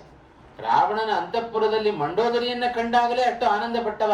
ಆ ಸ್ಫೋಟಯಾಮಾಸ ಚುಚುಂಬ ಪುಚ್ಛಂ, ತನ್ನ ಬಾಲವನ್ನೇ ಎತ್ತಿ ಮುತ್ತು ಕೊಡುವುದರ ಮೂಲಕ ಸಂತೋಷವನ್ನ ಪಟ್ಟ ಹನುಮಂತವ ಇನ್ನು ಸಾಕ್ಷಾತ್ತಾಗಿ ಸೀತೆಯನ್ನ ಕಂಡಾಗ ಎಷ್ಟು ಆನಂದ ಆಗಿರಬೇಡ ಹನುಮಂತನಿಗೆ. ಬಹಳ ಆನಂದ ಪಟ್ಟಿದ್ದಾನೆ. ಆದರೆ ಆ ಸೀತೆಯನ್ನ ಕೂಡಲೇ ಸೀತಾದೇವಿ ಬಳಿಗೆ ಹೋಗಲಿಲ್ಲಂತೆ ಹನುಮಂತ. ದೂರದಲ್ಲಿ ನಿಂತು ಸೀತೆಯನ್ನ ನೋಡುತ್ತಾ ಇದ್ದಾನೆ. ಯಾಕೆ ಅಂದರೆ ಸುತ್ತಲೂ ಸುತ್ತುವರೆದಿದ್ದಾರೆ ರಾಕ್ಷಸ ಸ್ತ್ರೀಯರು. ಅವರಿಂದ ಬೇಕಾದಷ್ಟು ಕಷ್ಟವನ್ನ ಸೀತಾದೇವಿ ತಾನು ಅನುಭವಿಸ್ತಾ ಇದ್ದಾಳೆ. ಸೀತಾದೇವಿ ಪಟ್ಟ ಕಷ್ಟ ಏನು ಅನ್ನೋದಕ್ಕೆ ಸಾಕ್ಷಿ ನಾನಾಗಬೇಕು ಅಂತ ಹೇಳಿ ದೂರದಲ್ಲಿ ನಿಂತುಕೊಂಡು ಹನುಮಂತ ಆ ಸೀತಾದೇವಿ ಅನುಭವಿಸಿದ ಎಲ್ಲ ಕಷ್ಟಗಳನ್ನ, ದುಃಖಗಳನ್ನ ತಾನು ನೋಡಿ ಜಗತ್ತಿಗೆ ಸಾರಿದ ವ್ಯಕ್ತಿ ಅವ ಹನುಮಂತ. ಏನೋ ಲಂಕಾಪಟ್ಟಣಕ್ಕೆ ಹೋಗಿ ಸುಮ್ಮನೆ ಸುಖಪಟ್ಟದ್ದಲ್ಲ ಸೀತಾದೇವಿ, ಎಷ್ಟು ಕಷ್ಟಪಟ್ಟಿದ್ದಾಳೆ ಕಣ್ಣಾರೆ ನಾನು ಕಂಡವನಾಗಿದ್ದೇನೆ, ಜ್ವಲಂತ ನಿದರ್ಶನ ನಾನು ಅಂತ ಹೇಳಿಕೊಡುತ್ತಾನೆ ಜಗತ್ತಿಗೆ ಸಾರುವಾಗ ಹನುಮಂತ. ಹಾಗಾಗಿ ದೂರದಲ್ಲಿ ನಿಂತು ಆ ಸೀತೆಯನ್ನ ತಾನು ನೋಡ್ತಾ ಇದ್ದಾನೆ. ಸೀತೆಯಲ್ಲಿ ಕಿಂಚಿತ್ತೂ ಲೋಪ ಇಲ್ಲ. ಯಾವುದರಲ್ಲಿ? ರಾಮನ ಭಕ್ತಿಯಲ್ಲಿ ಸ್ವಲ್ಪವೂ ಲೋಪ ಇಲ್ಲದಂತೆ ಸದಾ ರಾಮ ಮಂತ್ರದ ಜಪವನ್ನ ಮಾಡ್ತಾ ಇದ್ದಾಳೆ. ರಾಮ ರಾಮ ರಾಮ ರಾಮ ಅಂತ ರಾಮ ಮಂತ್ರವ ಜಪಿಸೋ ಅಂತಂದ್ರು ದಾಸರು ಹೇಳುವಾಗ. ಹೇ ಮನುಜ, ರಾಮ ಮಂತ್ರವ ಜಪಿಸೋ. ಹಾಗೆ ನಿರಂತರ ರಾಮಮಂತ್ರವನ್ನ ಜಪ ಮಾಡ್ತಾ ಇದ್ದಾಳೆ ಸೀತಾದೇವಿ. ಆ ರಾಮಮಂತ್ರದ ಜಪ ನಾವು ಕಳೆದುಕೊಂಡ ವಸ್ತುವನ್ನ ನಮಗೆ ಶೀಘ್ರದಲ್ಲಿ ಒದಗಿಸಿಕೊಟ್ಟು ಬಿಡುತ್ತೆ. ರಾಮ ರಾಮ ರಾಮ ರಾಮ ಅಂತ ರಾಮನನ್ನ ಜಪಿಸುವ ಆ ಸೀತಾದೇವಿಗೆ ಕೂಡಲೇ ರಾಮಚಂದ್ರ ಸಿಕ್ಕೇ ಬಿಟ್ಟ. ಹಾಗಾಗಿ ಆ ರಾಮ ಮಂತ್ರದ ಜಪ ನಮಗೆ ಒಳ್ಳೆಯ ಆದರ್ಶವನ್ನು ತೋರಿಸಿಕೊಟ್ಟವಳು ಸೀತೆ. ಹಾಗಾಗಿ ಆ ರಾಮ ಮಂತ್ರವನ್ನೇ ಜಪ ಮಾಡ್ತಾ ಇದ್ದಾಳೆ. ಇಂಥ ಆದರ್ಶ ಮಹಿಳೆ ಅವಳು ನಮ್ಮ ಸೀತಾದೇವಿ ಅಂತ ಆಲೋಚನೆ ಮಾಡಿದವ ಹನುಮಂತ. ರಾಕ್ಷಸ ಸಮುದಾಯ ಸುತ್ತಲೂ ನಿಂತುಕೊಂಡಿದೆ. ಅತ್ಯಂತ ಕೃಶಳಾದ ಸೀತೆ. ವಾಲ್ಮೀಕಿಗಳು ಹೇಳುವಾಗ ಹೇಗೆ ಕಂಡಿದ್ದಾಳೆ ಸೀತಾದೇವಿ ಹನುಮಂತನ ಕಣ್ಣಿಗೆ ಅಂತ ಹೇಳಿದರೆ, ಶುಕ್ಲ ಪಕ್ಷದ ಪ್ರಥಮ ದಿವಸ ಚಂದ್ರ ಹೇಗಿರುತ್ತಾನೋ ಹಾಗಿದ್ದಾಳೆ ಸೀತೆ ಅಂತ. ಎಷ್ಟು ಒಳ್ಳೆ ದೃಷ್ಟಾಂತ ನೋಡ್ರಿ. ಶುಕ್ಲ ಪಕ್ಷದ ಪ್ರತಿಪತ್ತಿನಲ್ಲಿ ಚಂದ್ರ ಹೇಗಿರುತ್ತಾನೆ, ಸಣ್ಣ ಒಂದು ರೇಖೆ ಅಟ್ಟೆ ಕಾಣುತ್ತೆ ನಮಗೆ. ಅಲ್ಲಿಂದ ಮುಂದೆ ವೃದ್ಧಿ, ಚಂದ್ರನ ವೃದ್ಧಿ, ದಿನೇ ದಿನೇ ಅಭಿವೃದ್ಧಿ ಆಗ್ತಾನೆ. ಹಾಗಾಗಿ ಶುಕ್ಲ ಪಕ್ಷದ ಚಂದ್ರನಂತೆ ಸೀತಾದೇವಿ ಕಂಡಿದ್ದಾಳೆ ಹನುಮಂತನಿಗೆ. ಅಷ್ಟು ಕೃಶಳಾಗಿ ಬಿಟ್ಟಿದ್ದಾಳೆ ರಾಮನ ದುಃಖದಲ್ಲಿ. ಇಲ್ಲಿ ಬಂದು ಏನು ರಾವಣನ ಸಂಪತ್ತನ್ನ ಭೋಗಿಸ್ತಾ ಇಲ್ಲ ಅಥವಾ ಚೆನ್ನಾಗಿ ಊಟ ಮಾಡಿಕೊಂಡು ಕಾಲ ಕಳೀತಾ ಇಲ್ಲ ಸೀತೆ. ಅಷ್ಟು ಕೃಶಳಾಗಿ ಬಿಟ್ಟಿದ್ದಾಳೆ ರಾಮನ ಧ್ಯಾನದಲ್ಲಿ ಸೀತಾದೇವಿ. ಏವಂ ಸೀತಾಂ ತದಾ ದೃಷ್ಟ ಹೃಷ್ಟ ಪವನ ಸಂಭವ. ಆ ಸೀತೆಯ ಆ ಒಂದು ಚರ್ಯೆಯನ್ನ ಕಂಡಾಗ ಸದಾ ರಾಮ ಮಂತ್ರವನ್ನ ಜಪ ಮಾಡುತ್ತಾ ರಾಮನನ್ನೇ ಮನಸ್ಸಿನಿಂದ ಪ್ರಶಂಸೆ ಮಾಡುತ್ತಾ ಇರ್ತಕ್ಕಂಥ ಸೀತೆಯನ್ನ ಕಂಡಾಗ ರಾಮಚಂದ್ರನನ್ನ ಪ್ರಶಂಸೆ ಮಾಡಿದವ ಹನುಮಂತ. ಎಂಥ ಶ್ರೀರಾಮಚಂದ್ರ. ಏವಂ ಸೀತಾಂ ತದಾ ದೃಷ್ಟ ಹೃಷ್ಟ ಪವನ ಸಂಭವ. ಹನುಮಂತನಿಗೆ ಬಹಳ ಸಂತೋಷ ಆಯಿತು. ಜಗಾಮ ಮನಸಾ ರಾಮಂ ಪ್ರಶಂಸ ಚ ತಂ ಪ್ರಭುಂ. ಮಾನಸಿಕವಾಗಿ ಲಂಕಾಪಟ್ಟಣದಲ್ಲಿಯೇ ಇದ್ದುಕೊಂಡು ರಾಮನನ್ನ ಭಾರೀ ಪ್ರಶಂಸೆ ಮಾಡುತ್ತಾ ಇದ್ದಾನೆ ಹನುಮಂತ. ಇಂಥ ಹೆಂಡತಿಯನ್ನ ಪಡ್ಕೊಂಡಿದ್ದೀಯಲ್ಲಪ್ಪ ಶ್ರೀರಾಮಚಂದ್ರ ಅಂತ ಭಾರಿ ಸಂತೋಷ ಪಡ್ತಾ ಇದ್ದಾನೆ. ಎದುರುಗಡೆ ಸೀತೆಯನ್ನ ಕಂಡಿದ್ದಾನೆ. ಇಷ್ಟೆಲ್ಲ ಹುಡುಕಿದ, ಅಯ್ಯೋ ಲಂಕಾಪಟ್ಟಣದ ಒಳಗೆ ಹೊರಗೆ ಎಲ್ಲಿಯೂ ಸೀತೆ ಸಿಗದೇ ಇದ್ದಾಗ ಒಂದು ಕ್ಷಣ ತನ್ನ ನಿಶ್ಚಯವನ್ನೇ ಕಳೆದುಕೊಂಡವ ಹನುಮಂತ. ಅಷ್ಟಾದರೂ ಕೂಡ ಸೀತಾದೇವಿ ಕಂಡು ಕೂಡಲೇ ಸೀತೆಯ ಬಳಿಗೆ ಹೋಗದೆ ಸೀತೆಯನ್ನ ನೋಡ್ತಾ ಇದ್ದಾನೆ, ದೂರದಿಂದ ನೋಡ್ತಾ ಇದ್ದಾನೆ. ಅಷ್ಟರ ಒಳಗೆ ಹೇಗಿದ್ದಾಳೆ ಸೀತೆ? ವಾಲ್ಮೀಕಿಗಳು ಮತ್ತೊಂದು ಮಾತನ್ನು ಹೇಳಿದರು. ಉಪವಾಸೇನ ಶೋಕೇನ ಸ್ಥಾನೇನ ಚ ಭಯೇನ ಚ ಧ್ಯಾನೇನ ಚ ಭಯೇನ ಚ ಪರೀಕ್ಷೀಣಾಂ ಕೃಶಾಂ ದೀನಾಂ ಅಲ್ಪಾಹಾರಾಂ ತಪೋಧನಾಂ. ಎಂಥ ಸೀತೆಯನ್ನ ಹನುಮಂತ ತಾನು ನೋಡಿದ್ದಾನೆ. ಉಪವಾಸೇನ ಶೋಕೇನ, ಉಪವಾಸ ಮಾಡುತ್ತಾ ಇದ್ದಾಳೆ, ಆಹಾರವನ್ನು ಸ್ವೀಕಾರ ಮಾಡಲಿಲ್ಲ. ಎಷ್ಟು ದಿವಸ ರಾವಣನ ಲಂಕಾಪಟ್ಟಣದಲ್ಲಿ ಇದ್ದಾಳೆಯೋ ಅಷ್ಟು ದಿವಸ ಆಹಾರವನ್ನು ಸ್ವೀಕಾರ ಮಾಡಲಿಲ್ಲ ಸೀತಾದೇವಿ. ಪರಪುರುಷರು ಮತ್ತೊಬ್ಬರ ಮನೆಗೆ ಹೋದಾಗ ಅಲ್ಲಿ ಪುರುಷನಾದವ ಇಲ್ಲ ಅಂತಾದರೆ ಆಹಾರವನ್ನ ಸರ್ವಥಾ ಸ್ವೀಕಾರ ಮಾಡಬಾರದು. ಗಂಡ ಎಲ್ಲಾದರೂ ಹಾಗೆ ನೋಡ್ರಿ, ನಿಜವಾದ ಧರ್ಮಶಾಸ್ತ್ರ ಹಾಗೆ ಇರೋದು. ಗಂಡ ಎಲ್ಲಾದರೂ ಪ್ರಯಾಣ ಮಾಡಲಿಕ್ಕೆ ಹೋಗಿದ್ದಾನೆ ಅಂತ ಹೇಳಿದರೆ ಗಂಡ ನಿಜವಾದ ಪತಿವ್ರತೆಯ ಧರ್ಮ ಏನಪ್ಪಾ ಅಂತ ಹೇಳಿದರೆ ಗಂಡ ವಾಪಸ್ ಬರುವವರೆಗೆ ಅಲಂಕೃತಳಾಗುವಂತೆ ಇಲ್ಲ. ಸೀತಾದೇವಿ ಹಾಗೇ ಕೂತಿದ್ದಾಳೆ. ರಾಮನಿಂದ ವಿಯುಕ್ತಳಾದ ಸೀತಾದೇವಿಯನ್ನು ನೋಡಿಬಿಟ್ರೆ ನಿಜವಾದ ಧರ್ಮಾಚರಣೆಯನ್ನ, ಪಾತಿವ್ರತ್ಯದ ಧರ್ಮವನ್ನ ಹೇಗೆ ಆಚರಣೆ ಮಾಡ್ತಾ ಇದ್ದಾಳೆ. ಈಗಿನ ಕಾಲಕ್ಕೆ ಪತ್ನಿಯರು ಇದ್ದಾರೆ, ಗಂಡ ಹೋಗೋ ಪುರುಸತ್ತಿಲ್ಲ, ಬೀದಿ ತಿರುಗ್ಲಿಕ್ಕೆ ಹೋಗ್ತಾರೆ ಅಂತ. ಯಾಕಂದ್ರೆ ಇನ್ನೂ ಸಂತೋಷ, ಫ್ರೀ ಬರ್ಡ್ ಆಗಿಬಿಡುತ್ತೇನೆ ನಾನು ಅಂತ ಅನ್ನುವ ಭಾವನೆಯುಂಟು ಈಗಿನ ಕಾಲದಲ್ಲಿ. ಹಾಗಾಗಿ ನಿಜವಾದ ಧರ್ಮ ಯಾಕೆ ರಾಮಾಯಣ, ಮಹಾಭಾರತ, ಭಾಗವತಾದಿ ಪುರಾಣ ಇತಿಹಾಸಗಳನ್ನು ನಾವು ಕೇಳಬೇಕು ಅಂದ್ರೆ ಇದೇ ಉದ್ದೇಶಕ್ಕೋಸ್ಕರ. ಇಂದಿನ ಯುವ ಪೀಳಿಗೆಯಲ್ಲಿ ಎಲ್ಲ ಧರ್ಮದ ಕ್ಷೀಣತೆಯನ್ನ ನಾವು ಕಾಣ್ತಾ ಇದ್ದೇವೆ. ಹಾಗಾಗಿ ಅಶೋಕವನದಲ್ಲಿ ಒಮ್ಮೆ ಸೀತಾದೇವಿಯ ಬಳಿಗೆ ಹೋಗಲಿಲ್ಲ. ಅಶೋಕವನದಲ್ಲಿ ಸುತ್ತಲೂ ರಾಕ್ಷಸ ಸ್ತ್ರೀಯರು ಸೇರಿಕೊಂಡಿದ್ದಾರೆ. ಆ ಸೀತಾದೇವಿ ಅವರ ಮಧ್ಯದಲ್ಲಿದ್ದು ಎಷ್ಟೆಲ್ಲ ಕಷ್ಟದ ಪರಂಪರೆಯನ್ನೇ ತಾನು ಅನುಭವಿಸಿದ್ದಾಳೆ ಅನ್ನೋದಕ್ಕೆ ನಾನೊಬ್ಬ ಸಾಕ್ಷಿಯಾಗಬೇಕು. ಉಪವಾಸದಿಂದ ಕೃಶಳಾಗಿದ್ದಾಳೆ, ರಾಮನ ಸ್ಮರಣೆಯಿಂದ ಕೃಶಳಾಗಿದ್ದಾಳೆ, ಅತ್ಯಂತ ದುಃಖ ಪಡ್ತಾ ಇದ್ದಾಳೆ, ರಾಮನ ಧ್ಯಾನವನ್ನು ಮಾಡ್ತಾ ಇದ್ದಾಳೆ. ಜೊತೆಗೆ ರಾವಣನ ಭಯ, ರಾಕ್ಷಸರ ಭಯ, ಅದು ಲೋಕದ ದೃಷ್ಟಿಯಿಂದ ಅಷ್ಟೇ, ವಾಸ್ತವಿಕವಾಗಲ್ಲ. ಕೇವಲ ಕಣ್ಣನ್ನು ಚೆನ್ನಾಗಿ ಬಿಟ್ಟುಬಿಟ್ರೆ ಸಾಕು, ಸಾಕ್ಷಾತ್ ಸೀತಾದೇವಿ ಆ ಇಡೀ ದುರ್ಗೆಯ ಸಾಮರ್ಥ್ಯ ಕೇವಲ ತನ್ನ ಕಡೆಗಣ್ಣ ನೋಟದಿಂದಲೇ ಇಡೀ ಬ್ರಹ್ಮಾಂಡವನ್ನೇ ಸುಡುವಷ್ಟು ಸಾಮರ್ಥ್ಯ ಇದೆ. ಅಂಥದ್ರಲ್ಲಿ ರಾವಣ ಯಾವ ಮಹಾ ಸೀತಾದೇವಿಗೆ. ಆದರೂ ಲೋಕದ ದೃಷ್ಟಿಯಿಂದ ಪರೀಕ್ಷೀಣಾಂ, ಅತ್ಯಂತ ಕೃಶಳಾದ, ದೀನಳಾದ, ಅಲ್ಪ ಆಹಾರವನ್ನು ಸ್ವೀಕಾರ ಮಾಡ್ತಾ ಇರತಕ್ಕಂತಹ, ತಪೋಧನಾಂ, ತಪಸ್ಸೇ ಅವಳ ದೊಡ್ಡ ಸಂಪತ್ತು. ಇನ್ಯಾವ ಸಂಪತ್ತು ಲಕ್ಷ್ಮೀ ಸೀತಾದೇವಿಯ ಬಳಿಯಲ್ಲಿಲ್ಲ. ಆ ತಪಸ್ಸೇ, ರಾಮನ ತಪಸ್ಸೇ ದೊಡ್ಡ ಸಂಪತ್ತಾಗಿ ಉಳ್ಳಂತಹ ಸೀತೆಯನ್ನ ಹನುಮಂತ ತಾನು ಕಂಡಿದ್ದಾನೆ. ದೂರದಲ್ಲಿ ಮರೆಯಾಗಿ ಕುಳಿತು ಆ ಸೀತಾದೇವಿಯನ್ನು ತಾನು ಕಾಣ್ತಾ ಇದ್ದಾನೆ. ರಾತ್ರಿಯೆಲ್ಲ ಕಳೀತಾ ಬಂತು.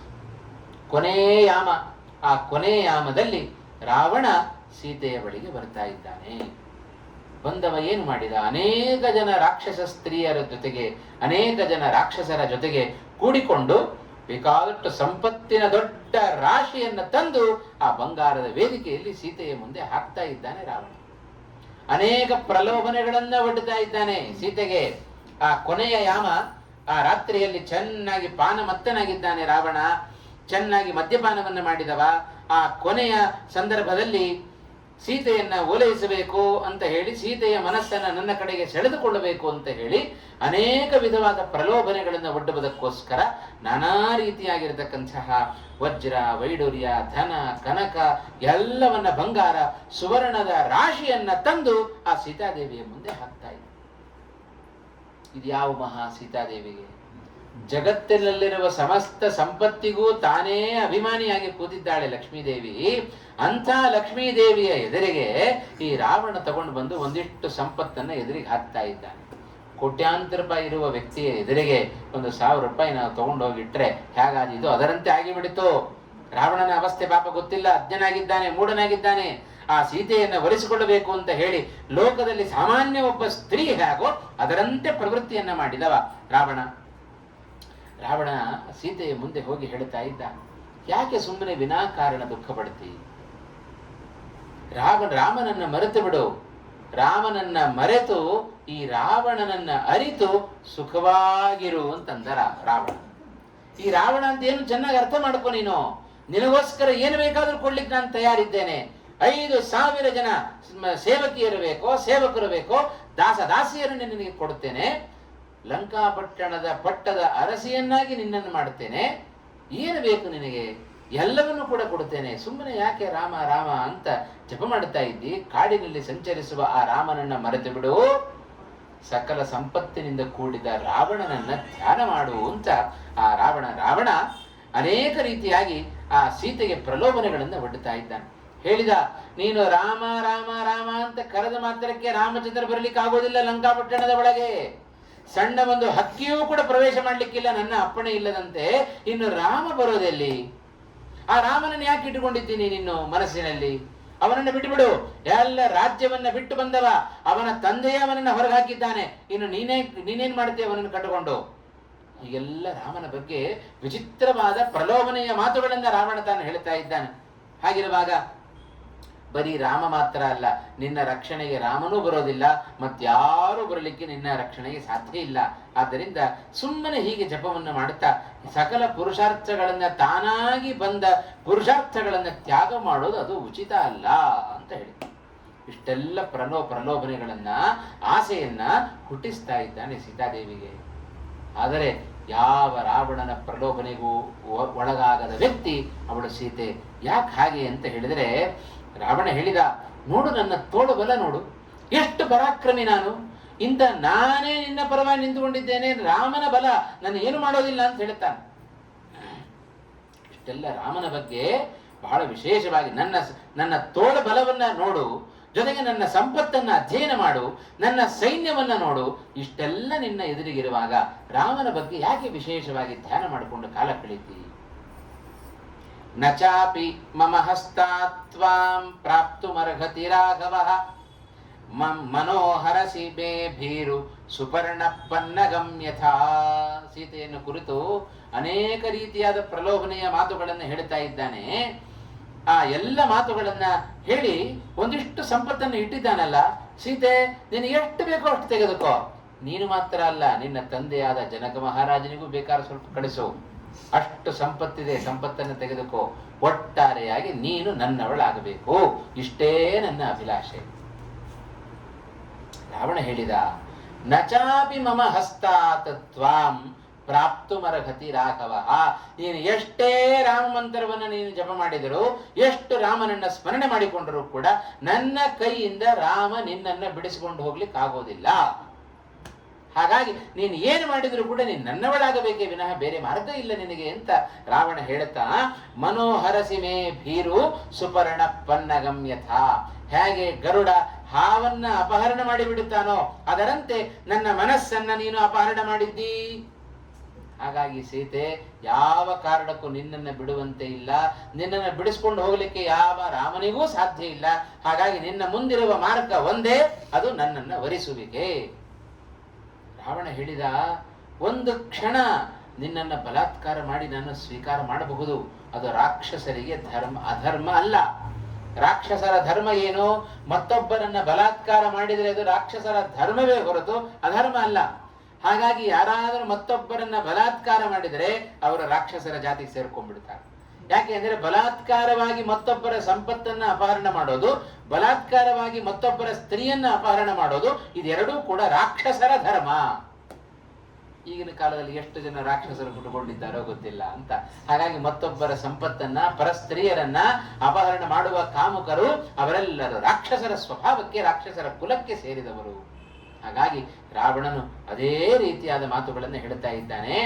ಒಂದು ಮಾತು ಹೇಳಿದ ಸೀತೆಯನ್ನ ಕುರಿತು, ಸೀತೆ ಒಂದು ಅರ್ಥ ಮಾಡಿಕೋ, ಇದಕ್ಕೆ ಒಳ್ಳೆಯ ದೃಷ್ಟಾಂತ ಉಪನಿಷತ್ತು ನಮಗೆ ನಚಿಕೇತನ ದೃಷ್ಟಾಂತ ಕೊಟ್ಟಿತ್ತು. ಕಠೋಪನಿಷತ್ತು.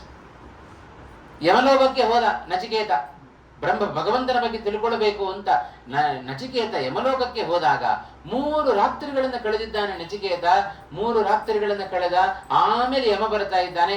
3 ರಾತ್ರಿ ಕಳೆದದಕ್ಕೆ 3 ವರವನ್ನ ಪಡೆದುಕೋ. 3ನೆಯ ವರ ಏನ್ ಕೇಳಿದ್ದು ಗೊತ್ತೋ? ಮೋಕ್ಷ ನಿಯಾಮಕನಾದ ಭಗವಂತನ ಬಗ್ಗೆ ತಿಳಿಸು ಅಂತ ಕೇಳಿಬಿಟ್ಟ ನಚಿಕೇತ. ಆಗ ಯಮ ಹೇಳ್ತಾನೆ, ಇಲ್ಲಪ್ಪ, ಅಷ್ಟೆಲ್ಲ ತಪಸ್ಸುಗಳನ್ನ ಮಾಡಿ ತಿಳ್ಕೊಳ್ಳಿಕ್ಕೆ ಪ್ರಯತ್ನ ಪಟ್ಟರೂ ಆಗೋದಿಲ್ಲ. ಅದು ಒಂದು ಬಿಟ್ಟು ನೀನು ಏನು ಬೇಕಾದರೂ ಕೇಳಿಕೊಟ್ಟು ಬಿಡ್ತೇನೆ.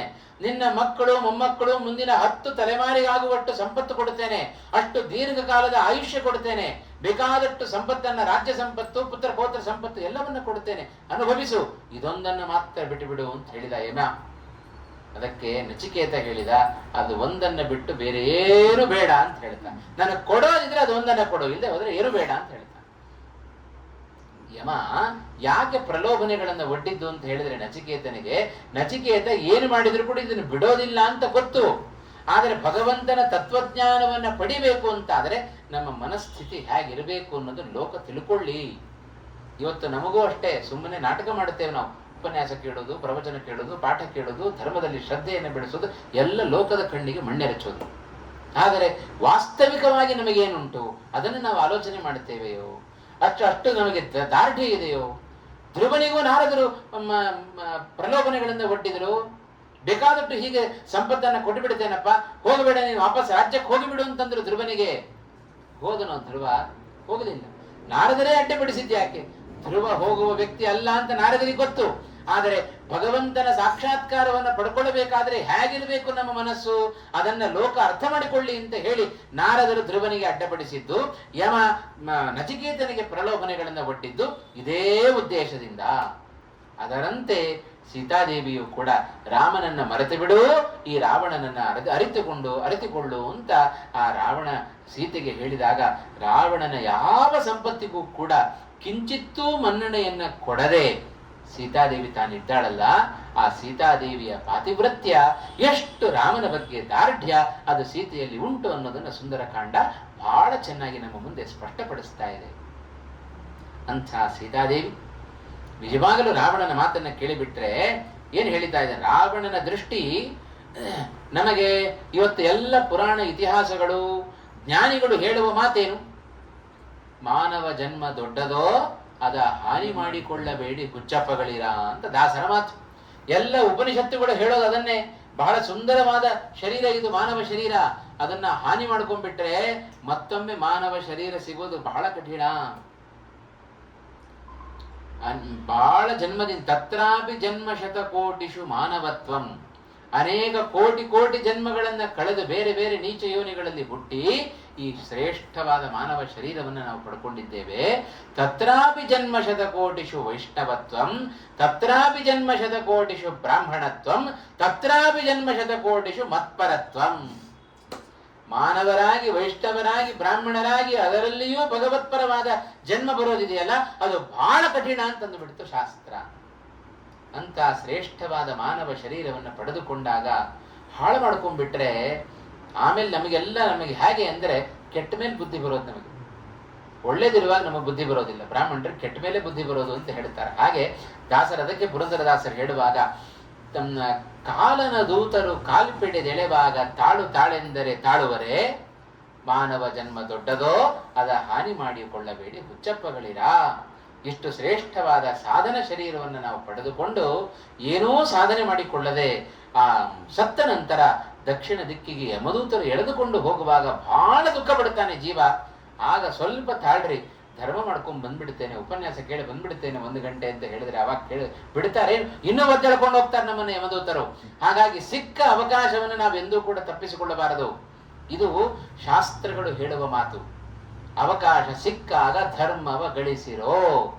ಧರ್ಮವನ್ನು ಗಳಿಸೋದ್ರಲ್ಲಿ ನಮ್ಮ ಪ್ರವೃತ್ತಿ ಇರಬೇಕು. ಮಾನವ ಶರೀರವನ್ನ ಅದಕ್ಕೋಸ್ಕರ ನಾವು ವಿನಿಯೋಗ ಮಾಡಿಕೊಡಬೇಕು. ಆ ಧರ್ಮವೆಂಬ ಸಂಪತ್ತನ್ನ ಗಳಿಸಿಕೊಂಡಾಗ ಮಾತ್ರ ನಮಗೆ ಮುಂದಕ್ಕೆ ಸುಖ. ಯಾವತ್ತು ನಾವು ಫ್ಯೂಚರ್ ಆಲೋಚನೆ ಮಾಡ್ಬೇಕು ತಾನೆ, ಹಾಗೆ ಭವಿಷ್ಯವನ್ನ ಆಲೋಚನೆ ಮಾಡಿಯೇ ತಾನೆ ನಾವೀಗ ದುಡಿತಾ ಇರೋದು. ಇಲ್ರಿ, ನಮ್ಮ ಮೊಮ್ಮಕ್ಕಳು ತನಕ ಮೊಮ್ಮಕ್ಕಳು ಮರಿಮಕ್ಕಳು ಚೆನ್ನಾಗಿರ್ಬೇಕು, ಹಾಗ ಕೋಟಿ ಕೋಟಿ ರೂಪಾಯಿ ದುಡಿದು ನೀವೇನ್ ಮಾಡಿಕೊಂಡ್ರಿ? ಮುಂದಿನವರಿಗೋಸ್ಕರ ದುಡಿತಾ ನಮ್ಮ ಸಂಪತ್ತನ್ನ, ನಮ್ಮ ಉತ್ತಮವಾದ ಸಂಪತ್ತನ್ನ ನಾವು ಕಳ್ಕೊಂಡೆವು. ಹಾಗೆ ಮಾಡಿಕೊಳ್ಳುವುದು ಬೇಡ.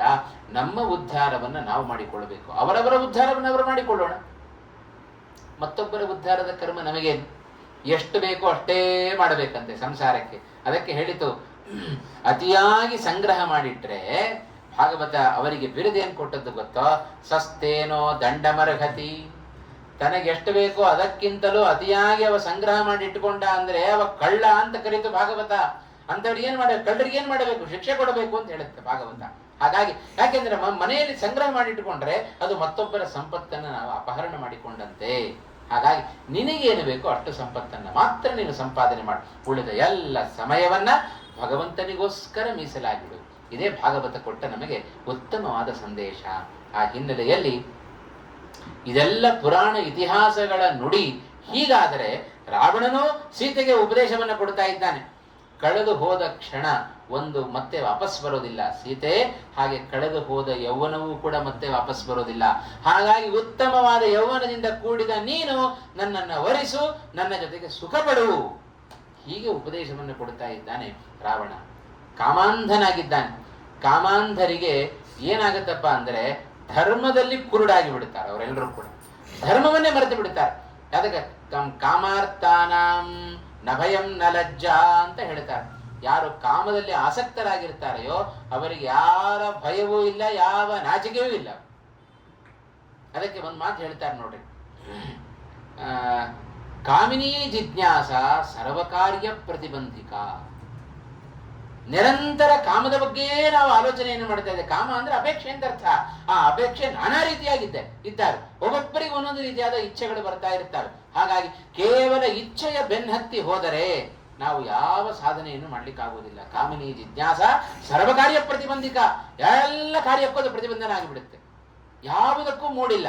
ಸುಮ್ಮನೆ ಒಂದು ಕಡೆ ಕೂಡೋದು. ಕೂತು ಏನು ಮಾಡೋದು? ಮಂಡಿಗೆ ಆಕಾಶ ನೋಡ್ತಾ ಮಂಡಿಗೆ ತಿಂತಾ ಕೊಡೋದು. ನಾನು ನಾಳೆ ಹಾಗಿರ್ಬೋದು, ಹೀಗಿರ್ಬೋದು, ಇವತ್ತು ಸಂಪತ್ತು ಸಿಕ್ಕರೆ ಹಾಗಿರ್ಬೋದು ಅಂತ ಕನಸು ಕಾಣ್ತಾ ಕೊಡೋದು. ಕಾಮ ಇಚ್ಛೆಯನ್ನು ಪಡ್ತಾ ಕೂತರೆ ನಾನು ಅವ್ರ ಜೊತೆಗಿದ್ರೆ ಹೀಗೆ, ಈ ವಸ್ತುವಿನ ಜೊತೆಗೆ ಇದ್ರೆ ಹೀಗೆ ಕನಸು ಕಾಣ್ತಾ ಕೂತರೆ ಯಾವ ಕೆಲಸ ಆಗುವುದಿಲ್ಲ. ಅದಕ್ಕೋಸ್ಕರ ಆ ಕಾಮ ಬಿಡು. ಕಾಮ ಬಿಟ್ರೆ ಉತ್ತಮವಾಗಿರತಕ್ಕಂತಹ ಸಾಧನೆಯನ್ನು ಮಾಡಬಹುದು ಅಂತ ಪುರಾಣ ಇತಿಹಾಸಗಳು ಇವತ್ತು ನಮಗೆ ಉಪದೇಶ ಕೊಟ್ರೆ, ಇಲ್ಲಿ ಕಾಮಾಂಧನಾದ ರಾವಣ ಸೀತೆಗೆ ಉಪದೇಶ ಕೊಡ್ತಾ ಇದ್ದಾನೆ. ಕಳೆದು ಹೋದ ಯೌವನ ಮತ್ತೆ ವಾಪಸ್ ಬರೋದಿಲ್ಲ ಸತ್ಯ, ಆದರೆ ಸುಖ ಬಿಡು ಅಂತ ಹೇಳ್ತಾ ಇದ್ದಾನಲ್ಲ, ಅದು ಬೇಡ. ಕಳೆದು ಹೋದ ಯೌವನ ಅದು ಬರೋದಿಲ್ಲ. ಹಾಗಾಗಿ ವೃದ್ಧಾಪ್ಯದಲ್ಲಿ ನಾವು ಚಿಂತೆ ಮಾಡಬಾರದಂತೆ. ನಮಗೆ ವೃದ್ಧಾಪ್ಯದಲ್ಲಿ ಚಿಂತೆ ನಮ್ಮಿಂದ ದೂರ ಆಗಬೇಕು ಅಂತಾದರೆ ಹಿಂದಿರುವ 2 ಅವಸ್ಥೆಗಳನ್ನ ಚೆನ್ನಾಗಿ ಸದುಪಯೋಗ ಪಡಿಸ್ಕೊಂಡಿರ್ಬೇಕು. ಒಂದು ಬಾಲ್ಯಾವಸ್ಥೆ, ಒಂದು ಯೌವನಾವಸ್ಥೆ. ಬಾಲ್ಯದಿಂದಲೂ ನಾವು ಧರ್ಮವನ್ನ ಆಚರಣೆ ಮಾಡ್ತಾ ಬಂದರೆ ಇದೇ ಮಾತನ್ನ ಹೇಳಿದ. ಕೌಮಾರ ಆಚರೇತ್ ಪ್ರಾಜ್ಞ ಧರ್ಮಾನ್ ಭಾಗವತಾನಿಹ. ಪ್ರಹ್ಲಾದರಾಜರು ಹೇಳಿದ ಮಾತಿದು, ಭಾಗವತದ ಸಪ್ತಮ ಸ್ಕಂದದಲ್ಲಿ ಬರುವ ಮಾತಿದು. ಯಾವಾಗಿಂದ ಧರ್ಮಾಚರಣೆಯನ್ನು ಮಾಡಬೇಕು? ಕೌಮಾರಾವಸ್ಥೆ ಯಾವಾಗ ಬರುತ್ತೋ ಆಗಿನಿಂದ ಧರ್ಮಾಚರಣೆ ನಾವು ಪ್ರಾರಂಭ ಮಾಡಬೇಕು. ಬಾಲ್ಯದಲ್ಲಿ, ತಾರುಣ್ಯದಲ್ಲಿ ನಾವು ಕೇವಲ ಲೋಕದ ಕಡೆಗೆ ನಾವು ಗಮನ ಕೊಟ್ಟು ಕೇವಲ ಲೌಕಿಕ ಸುಖವನ್ನೇ ನಾವು ಅಪೇಕ್ಷೆ ಪಟ್ಟು ಅಂತಾದರೆ ವೃದ್ಧಾಪ್ಯದಲ್ಲಿ ಚಿಂತೆ ಕಟ್ಟಿಟ್ಟ ಬುತ್ತಿ ನಮಗೆ. ಪರಸ್ಪರ ವೈಮನಸ್ಯ, ಪರಸ್ಪರ ಜಗಳ, ಚಿಂತೆ ಇದೇ ಶುರುವಾಗಿ ಬಿಡುತ್ತೆ. ಇರೋದು ಒಂದೇ ರಿಮೋಟ್, ಎಲ್ಲರೂ ಜಗಳ ಆಡೋದು ಅದಕ್ಕೆ ಅಂತ. ಅದೇ ನಮಗೆ ಶಾಸ್ತ್ರ ಗೊತ್ತಿದ್ದು ಬಿಟ್ಟಿದ್ರೆ ಆ ರಿಮೋಟಿನ ತಂಟೆಗೆ ಹೋಗೋದಿಲ್ಲ. ಯಾವಾಗಲೂ ಕೈಯಲ್ಲಿ ಪುಸ್ತಕದ್ದೇ ಚಿಂತೆ ನಮಗೆ. ಎಟ್ರಿ ಭಗವಂತ ಅನಂತನಾಗಿದ್ದಾನೆ, ಅನಂತನಾದ ಭಗವಂತನ ಬಗ್ಗೆ ಚಿಂತನೆ ಮಾಡ್ತಾ ಕೂತರೆ ಅನಂತ ಸಮಯ ಸಿಗುತ್ತೆ ನಮಗೆ. ಇಲ್ಲದೆ ಹೋದರೆ ನಮಗೆ ಸಮಯ ಕಳೆಯೋದೇ ಕಷ್ಟ ಆಗಿಬಿಡುತ್ತೆ ವೃದ್ಧಾಪ್ಯದಲ್ಲಿ. ಹಾಗಾಗಿ ಲೌಕಿಕ ವಿದ್ಯೆಯನ್ನು ಕಲಿತವರಿಗೆ ವೃದ್ಧಾಪ್ಯ ದೊಡ್ಡ ಚಿಂತೆ, ಆದರೆ ಶಾಸ್ತ್ರ ಓದಿದವರಿಗೆ ವೃದ್ಧಾಪ್ಯ ದೊಡ್ಡ ವಿಷಯವೇ ಅಲ್ಲ ಅಂತ. ಯಾಕೆ ಅಂದ್ರೆ ಚಿಂತನೆ ಮಾಡ್ಲಿಕ್ಕೆ ಬೇಕಾದಷ್ಟು ವಿಚಾರಗಳಿದ್ದಾವೆ. ಏನು ಬೇಡಪ್ಪ, ನಮ್ಮ ಏಕಾಕ್ಷರ ಕೋಶ ಒಂದೊಂದೇ ಅಕ್ಷರವನ್ನ ಭಗವಂತನಲ್ಲಿ ಚಿಂತನೆ ಮಾಡ್ತಾ ಮಾಡ್ತಾ ಕೂತರು ನಮ್ಮ ವೃದ್ಧಾಪ್ಯ ಹೋಗಿಬಿಡುತ್ತೆ, ನಮಗೆ ಗೊತ್ತೇ ಆಗೋದಿಲ್ಲ. ಸುಮ್ಮನೆ ಒಂದು ಕಡೆ ಮೂಲೆಯಲ್ಲಿ ಕೂತು ರಾಮ ರಾಮ ರಾಮ ರಾಮ ಕೃಷ್ಣ ಹರೇ ಮುಕುಂದ ಅಚ್ಯುತ ಗೋವಿಂದ ಅಂತ ಹರಿನಾಮ ಸ್ಮರಣೆಯನ್ನು ಮಾಡ್ತಾ ಕೂತರು ಸಾಕು, ಭಗವಂತ ನಮಗೆ ಬೇಕಾದಷ್ಟು ಅನುಗ್ರಹವನ್ನು ಮಾಡುತ್ತಾನೆ. ಹಾಗಿರುವಾಗ ರಾವಣನ ಉಪದೇಶ ಲೌಕಿಕದಲ್ಲಿ ಹೇಗಿದೆ, ಸೀತೆಗೆ ಎಂಥ ಉಪದೇಶವನ್ನು ಕೊಡ್ತಾ ಇದ್ದಾನೆ, ಅದೇ ಪುರಾಣ ಇತಿಹಾಸಗಳು ಕೊಡುವ ಉಪದೇಶಕ್ಕೂ ರಾವಣ ಹೇಳ್ತಾ ಇರ್ತಕ್ಕಂಥ ಮಾತಿಗೂ ಬಹಳಷ್ಟು ವ್ಯತ್ಯಾಸ ಇದೆ. ಹಾಗಾಗಿ ನಾವು ಲೋಕದಲ್ಲಿ ಕಾಮದಿಂದಾಗಿ ಕುರುಡರಾಗಿ ಬಿಟ್ರೆ ಆ ಕಾಮಾಂಧತೆ ಅದು ಧರ್ಮಾಂಧತೆಗೆ ನಾಂದಿಯಾಗಿ ಬಿಡುತ್ತೆ. ಯಾವ ಧರ್ಮ ಬೇಡ, ಬೆಳಗ್ಗೆ ಏಳ್ಲಿಕ್ಕೆ ಮನಸ್ಸೇ ಆಗೋದಿಲ್ಲ. ಬೇಡಪ್ಪ, ದೇವರ ಪೂಜೆ ಬೇಡ, ಸ್ತೋತ್ರ ಬೇಡ, ಮಂತ್ರ ಬೇಡ, ಜಪ ಬೇಡ, ಏನು ಬೇಡ, ಇಡೀ ದಿವಸ ಮಂಕಾಗಿ ಕೂಡೋದು. ಯಾರು ಮಂಕಾಗಿ ಕೂತಿರ್ತಾರೋ ಅವರಲ್ಲಿ ಏನೋ ಚಿಂತೆ ಕಾಡ್ತಾ ಇದೆ ಅಂತ ಅರ್ಥ. ಏನು ಚಿಂತೆ ಇಲ್ಲದವ ಸುಖಿಯಾಗಿ ಆನಂದವಾಗಿ ತಿರುಗಾಡ್ತಾ ಇರ್ತಾನೆ. ಹಾಗಾಗಿ ಆ ರಾವಣನ ಆಲೋಚನೆಯಂತೆ ನಮ್ಮ ಆಲೋಚನೆ ಬೇಡ. ಸೀತೆಗೆ ಇಷ್ಟೆಲ್ಲ ಪ್ರಲೋಭನೆಗಳನ್ನು ತಾನು ಒಡ್ತಾ ಇದ್ದಾನೆ. ರಾವಣನ ಪ್ರಲೋಭನೆಯ ಮಾತುಗಳು ನೋಡ್ತಾ ಇದ್ದಾನೆ ಹನುಮಂತ ತಾನು ಮೇಲ್ಗಡೆ ಕೂತುಕೊಂಡು. ಎಷ್ಟು ರಾಕ್ಷಸ ಸ್ತ್ರೀಯರು ಸೀತೆಗೆ ನಿಂದನೆಯನ್ನು ಮಾಡ್ತಾ ಇದ್ದಾರೆ. ರಾವಣ ಬಂದು ಹೆದರಿಸ್ತಾ ಇದ್ದಾನೆ, ಪ್ರಲೋಭನೆಗಳನ್ನು ಒಡ್ತಾ ಇದ್ದಾನೆ. ಏನಾಗಬೇಡ್ರಿ, ನಾವೆಲ್ಲಾದ್ರೂ ಪರದೇಶಕ್ಕೆ ಹೋಗಿ ಇಂಥವ್ರ ಕೈಯಲ್ಲಿ ಸಿಕ್ಕಾಕೊಂಡ್ಬಿಟ್ರೆ ಹಾಗಾಗಬೇಡ. ನಮ್ಮ ಅವಸ್ಥೆಯನ್ನು ನಾವೇ ಕಲ್ಪನೆ ಮಾಡಿಕೊಳ್ಳೋಣ. ನಮ್ಮಂತೆ ಸೀತೆ ಅಲ್ಲಿ ಹೋಗಿ ಸಿಕ್ಕಾಕೊಂಡ್ಬಿಟ್ಟಿದ್ದಾಳೆ ಪಾಪ. ಸುತ್ತಲೂ ರಾಕ್ಷಸ ಸ್ತ್ರೀಯರು, ಎದುರುಗಡೆ ಲೋಕಕ್ಕೆ ಹೆದರಿಕೆಯನ್ನು ಹುಟ್ಟಿಸುವ ರಾವಣ ಎದುರುಗಡೆ ನಿಂತುಕೊಂಡಿದ್ದಾನೆ. ಒಬ್ಬಳೆ ಪಾಪ ಸ್ತ್ರೀ ಸೀತಾದೇವಿ. ಏನಾಗಿರಬೇಡ ಸೀತೆಯ ಅವಸ್ಥೆ. ಇಂಥ ಸೀತಾದೇವಿ ಎದುರುಗಡೆ ರಾವಣ ಇದ್ದಾನೆ. ಸೀತೆ ಬೆಂಕಿ ಇದ್ದ ಹಾಗೆ, ಅದಕ್ಕೋಸ್ಕರವೇ ಮುಟ್ಲಿಕ್ಕೆ ಹೋಗಲಿಲ್ಲ ರಾವಣ. ಹಾಗಾಗಿ ಸೀತೆ ನಿಜವಾದ ಬೆಂಕಿ ಅನ್ನೋದನ್ನು ಹೇಗೆ ತೋರಿಸಿಕೊಟ್ಲು. ಎಷ್ಟು ಪಾತಿವ್ರತ್ಯ ಧರ್ಮವನ್ನು ತಾನು ಕಾಪಾಡಿಕೊಂಡಿದ್ದಾಳೆ ಸೀತೆ. ಇವತ್ತು ಲೋಕ ಯಾವುದೇ ಕಾರಣಕ್ಕೂ ಕೂಡ ಸೀತೆಯ ಮೇಲೆ ಅಪವಾದವನ್ನು ಹಾಕ್ಲಿಕ್ಕಿಲ್ಲ. ಸ್ಪಷ್ಟವಾದ ಚಿತ್ರಣವನ್ನ ರಾಮಾಯಣ ನಮ್ಮ ಮುಂದೆ ಇಟ್ಟಿದೆ. ರಾವಣನ ಆ ಆಸ್ಥಾನದಲ್ಲಿ ರಾವಣನ ಲಂಕಾಪಟ್ಟಣದಲ್ಲಿ ಸೀತೆ ಹೇಗಿದ್ದಾಳೆ ಸ್ಪಷ್ಟವಾದ ಚಿತ್ರಣವನ್ನ ನಮಗೆ ವಾಲ್ಮೀಕಿಗಳು ಕೊಟ್ಟಿದ್ದಾರೆ. ಇಂಥ ಮಹಾಪತಿವ್ರತೆಯಾದ ಸೀತೆ ರಾವಣ ಇಷ್ಟು ಪ್ರಲೋಭನೆಗಳನ್ನು ಹುಟ್ಟಿದರೆ ನಮ್ಮ ಮನಸ್ಸು ದೃಢವಾಗಿಲ್ಲ ಅಂತಾಗಿಬಿಟ್ರೆ ಇಂಥ ಪ್ರಲೋಭನೆಗಳು ಬಂದಾಗ ಕೂಡಲೇ ಜಾರಿ ಬಿಡುತ್ತೇವೆ, ವಿಷಯ ಪದಾರ್ಥಗಳ ದಾಸರಾಗಿ ಬಿಡುತ್ತೇವೆ. ಆದರೆ ರಾಮಾಯಣದ ಮೂಲಕ, ಮಹಾಭಾರತದ ಭಾಗವತದ ಮೂಲಕ ನಮ್ಮ ಮನಸ್ಸನ್ನ ನಾವು ದೃಢ ಮಾಡಿಕೊಳ್ಬೇಕು. ಎಷ್ಟೇ ನಮ್ಮ ಗುರಿ ಭಗವಂತನೆಂಬ ಗುರಿಯನ್ನು ಮುಟ್ಲಿಕ್ಕೆ ಅಂತ ಹೊರಟ ನಮಗೆ ಯಾವ ವಿಷಯ ಪದಾರ್ಥಗಳು ಅಡ್ಡಿಪಡಿಸಬಾರದು. ಎಷ್ಟೇ ಪ್ರಲೋಭನೆಗಳು ಬಂದರೂ ಕೂಡ ನಾವು ಜಾರದಂತೆ ನಮ್ಮ ಮನಸ್ಸನ್ನ ನಮ್ಮ ಹಿಡಿತದಲ್ಲಿಟ್ಟುಕೊಳ್ಳಬೇಕಾದ್ದು ಪ್ರತಿಯೊಬ್ಬರ ಕರ್ತವ್ಯ. ಅದನ್ನ ಸೀತೆಯನ್ನ ನೋಡಿ ನಾವು ಕಲ್ತ್ಕೊಳ್ಬೇಕು ನಮ್ಮ ಜೀವನದಲ್ಲಿ. ಹೇಗೆ ನಮ್ಮ ಆಧುನಿಕ ಜೀವನದಲ್ಲಿ ಪುರಾಣ ಇತಿಹಾಸಗಳು ಹೇಗೆ ಪ್ರಸ್ತುತವಾಗಿದ್ದಾವೆ ಅನ್ನೋದನ್ನ ಈ ಪ್ರಸಂಗಗಳ ಮೂಲಕ ನಾವು ನೋಡಿಕೊಳ್ಳಬೇಕು. ಎಷ್ಟು ನಮಗಿಂಥ ಅವಕಾಶಗಳು ದಿನದಲ್ಲಿ ಸಿಗ್ತಾ ಇರುತ್ತವೆ. ಆದರೆ ಪ್ರತಿಯೊಂದು ಕ್ಷಣದಲ್ಲಿ ನಮ್ಮ ಮುಂದೆ ಪ್ರಲೋಭನೆಗಳು ಬಂದಾಗ, ವಿಷಯ ಪದಾರ್ಥಗಳು, ಸಂಪತ್ತುಗಳು ಬಂದಾಗ ಅದರ ಕಡೆಗೆ ನಮ್ಮ ಮನಸ್ಸು ಹೋಗ್ತಾ ಇದೆ ಅಂದ್ರೆ ಕೂಡಲೇ ನಮಗೆ ಸೀತೆ ನೆನಪಾಗಬೇಕು. ಓಹೋ ಬೇಡಪ್ಪ, ಸೀತೆ ಹೇಗೆ ತನ್ನ ಮನಸ್ಸನ್ನ ದೃಢವಾಗಿಟ್ಟುಕೊಂಡಿದ್ದಳೋ ಅದರಂತೆ ನಾನೂ ಕೂಡ ನನ್ನ ಮನಸ್ಸನ್ನ ದೃಢವಾಗಿಟ್ಟುಕೊಳ್ಳಬೇಕು ಅನ್ನುವ ಚಿಂತನೆ ಅದು ನಮಗೆ ಕೂಡಲೇ ಬರಬೇಕು. ಏನು ಮಾಡಿದಳು? ಇಷ್ಟು ರಾವಣ ಎದುರುಗಡೆ ನಿಂತುಕೊಂಡು ಚಿನ್ನದ ರಾಶಿಯನ್ನ, ಧನ ಕನಕಗಳನ್ನ, ವಜ್ರ ವೈಡೂರ್ಯಗಳನ್ನ ಎದುರಿಗೆ ಹಾಕಿದ್ದಾನೆ. ಹೇಳ್ತಾ ಇದ್ದಾನೆ, ನನ್ನನ್ನು ವರಿಸು, ಇದೆಲ್ಲ ನಿನ್ನದೇ. ಇಡೀ ಅಯೋಧ್ಯ ಲಂಕಾಪಟ್ಟಣವೇ ನಿನ್ನದಾಗಿ ಬಿಡುತ್ತೆ, ಪಟ್ಟದ ಅರಸಿಯನ್ನಾಗಿ ನಿನ್ನನ್ನು ಮಾಡುತ್ತೇನೆ. ಇಷ್ಟು ಹೇಳಿದರೂ ಕೂಡ ಸೀತಾದೇವಿ ಮಾತ್ರ ಏನು ಮಾಡ್ತಾ ಇದ್ದಾಳೆ? ಬಹಳ ಚೆನ್ನಾಗಿ ಹೇಳಿದ್ದು. ಆ ದುಶ್ಶೀಲನಾದ ರಾವಣನ ಮುಖವನ್ನೂ ಕೂಡ ನೋಡದೆ, ಅಷ್ಟು ಪತಿವ್ರತೆ ಸೀತೆ, ಪರಪುರುಷನ ಮುಖವನ್ನೂ ಕೂಡ ಕಣ್ಣೆತ್ತಿ ನೋಡದ ವ್ಯಕ್ತಿ ಅವಳು ಸೀತಾದೇವಿ. ಅಷ್ಟು ಆ ಸೀತೆ ಉತ್ತಮವಾದ ಶೀಲವನ್ನ, ತನ್ನ ಸನ್ನಡತೆಯನ್ನ ಲೋಕಕ್ಕೆ ತೋರಿಸಿಕೊಟ್ಟ ವ್ಯಕ್ತಿ. ಇಷ್ಟು ರಾವಣ ಹೇಳ್ತಾ ಇದ್ದರೂ ಕೂಡ ರಾವಣನ ಮುಖವನ್ನು ನೋಡಿ ಮಾತನಾಡಲಿಲ್ಲ. ತೃಣಂ ಅಂತರತ ಕೃತ್ವ ಪ್ರತ್ಯುವಾಚ ಶುಚಿಸ್ಮಿತ. ಆ ಸೀತಾದೇವಿ ರಾವಣನ ಯಾವ ಮಾತಿಗೂ ಕೂಡ ಬೆಲೆಯನ್ನ ಕೊಡದೆ, ತೃಣಂ ಅಂತರತ ಕೃತ್ವ, ಮಧ್ಯದಲ್ಲಿ ಒಂದು ಹುಲ್ಲುಕಡ್ಡಿಯನ್ನು ಇಡ್ತಾ ಇದ್ದಾಳೆ. ಹುಲ್ಲುಕಡ್ಡಿಯನ್ನ ಇಟ್ಟು ರಾವಣನಿಗೆ ಪ್ರತಿಯಾಗುವ ಏನೇನು ಪ್ರಶ್ನೆಗಳನ್ನು ಕೇಳಿದ್ದಾನೋ ಆ ಎಲ್ಲ ಪ್ರಶ್ನೆಗಳಿಗೆ ಉತ್ತರವನ್ನ ಸೀತಾದೇವಿ ಹುಲ್ಲುಕಡ್ಡಿಯನ್ನು ನೋಡಿಕೊಂಡು ಮಾತನಾಡ್ತಾ ಇದ್ದಾಳೆ. ರಾವಣನಿಗೆ ಉತ್ತರವನ್ನು ಕೊಡ್ತಾ ಇದ್ದಾಳೆ. ನೇರವಾಗಿ ರಾವಣನ ಮುಖವನ್ನೇ ನೋಡಿಕೊಂಡು ಸೀತಾದೇವಿ ಉತ್ತರವನ್ನು ಕೊಡಲಿಲ್ಲ. ಮಧ್ಯದಲ್ಲಿ ಒಂದು ಹುಲ್ಲುಕಡ್ಡಿಯನ್ನ ಇಟ್ಟು ಆ ಹುಲ್ಲುಕಡ್ಡಿಯನ್ನೇ ನೋಡಿಕೊಂಡು ರಾವಣನ ಎಲ್ಲ ಪ್ರಶ್ನೆಗಳಿಗೆ ಸೀತಾದೇವಿ ಉತ್ತರವನ್ನು ತಾನು ಕೊಡ್ತಾ ಇದ್ದಾಳೆ. ನಿವರ್ತ, ರಾವಣನನ್ನ ಕುರಿತು ಹೇಳಿದ್ದು, ರಾವಣ ನಿವರ್ತಯ ಮನೋ ಮತ್ತಃ ಸ್ವಜನೆ ಕ್ರಿಯತಾಂ ಮನಃ ನಮಾಂ ಪ್ರಾರ್ಥಯಿತುಂ ಯುಕ್ತಂ ಸುಸಿದ್ಧಿಮಿವ ಪಾಪಕೃತ್. ರಾವಣನನ್ನು ಕುರಿತು ಹೇಳಿದ್ದು, ರಾವಣ ನನ್ನ ಮೇಲೆ ಏನು ನೀನು ಮನಸ್ಸನ್ನು ಇಟ್ಟಿದ್ದೀಯಲ್ಲ, ಆ ಮನಸ್ಸನ್ನ ಹಿಂತಿರುಗಿಸು ಅಂತ ಹೇಳಿ. ಮನಸ್ಸನ್ನ ಹಿಂತಿರುಗಿಸು, ಮನಃ ಅದನ್ನೇ ಹಿಂತಿರುಗಿಸೋದನ್ನೇನರ್ಥ?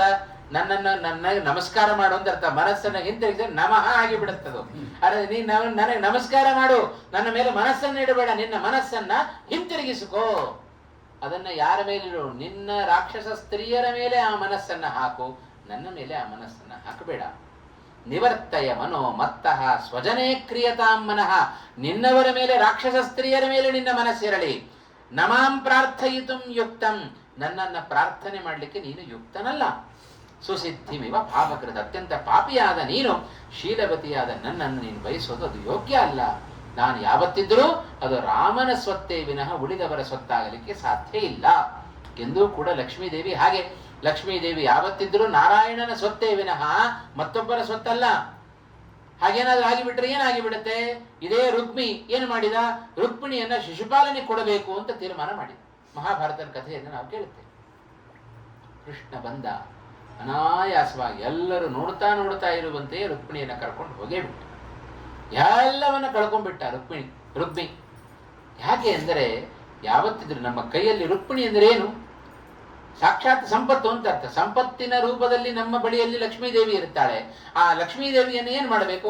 ಲಕ್ಷ್ಮೀದೇವಿ ಯಾರ ಸ್ವತ್ತು? ಅದು ಭಗವಂತನ ಸ್ವತ್ತು. ಹಾಗಾಗಿ ಭಗವಂತನಿಗೆ ನಾವು ನಮ್ಮ ಕೈಯಲ್ಲಿರುವ ಲಕ್ಷ್ಮೀದೇವಿಯನ್ನು ಸಮರ್ಪಣೆ ಮಾಡಬೇಕೇ ವಿನಃ ಆ ಲಕ್ಷ್ಮೀದೇವಿಯನ್ನು ತಗೊಂಡೋಗಿ ಬೇರೆಯವರ ಕೈಗೆ ಹಾಕ್ತೇವೆ ಅಂತ ಹೇಳಿದರೆ ನಾವು ಅನರ್ಥಕ್ಕೆ ಗುರಿ ಆಗ್ತೇವೆ.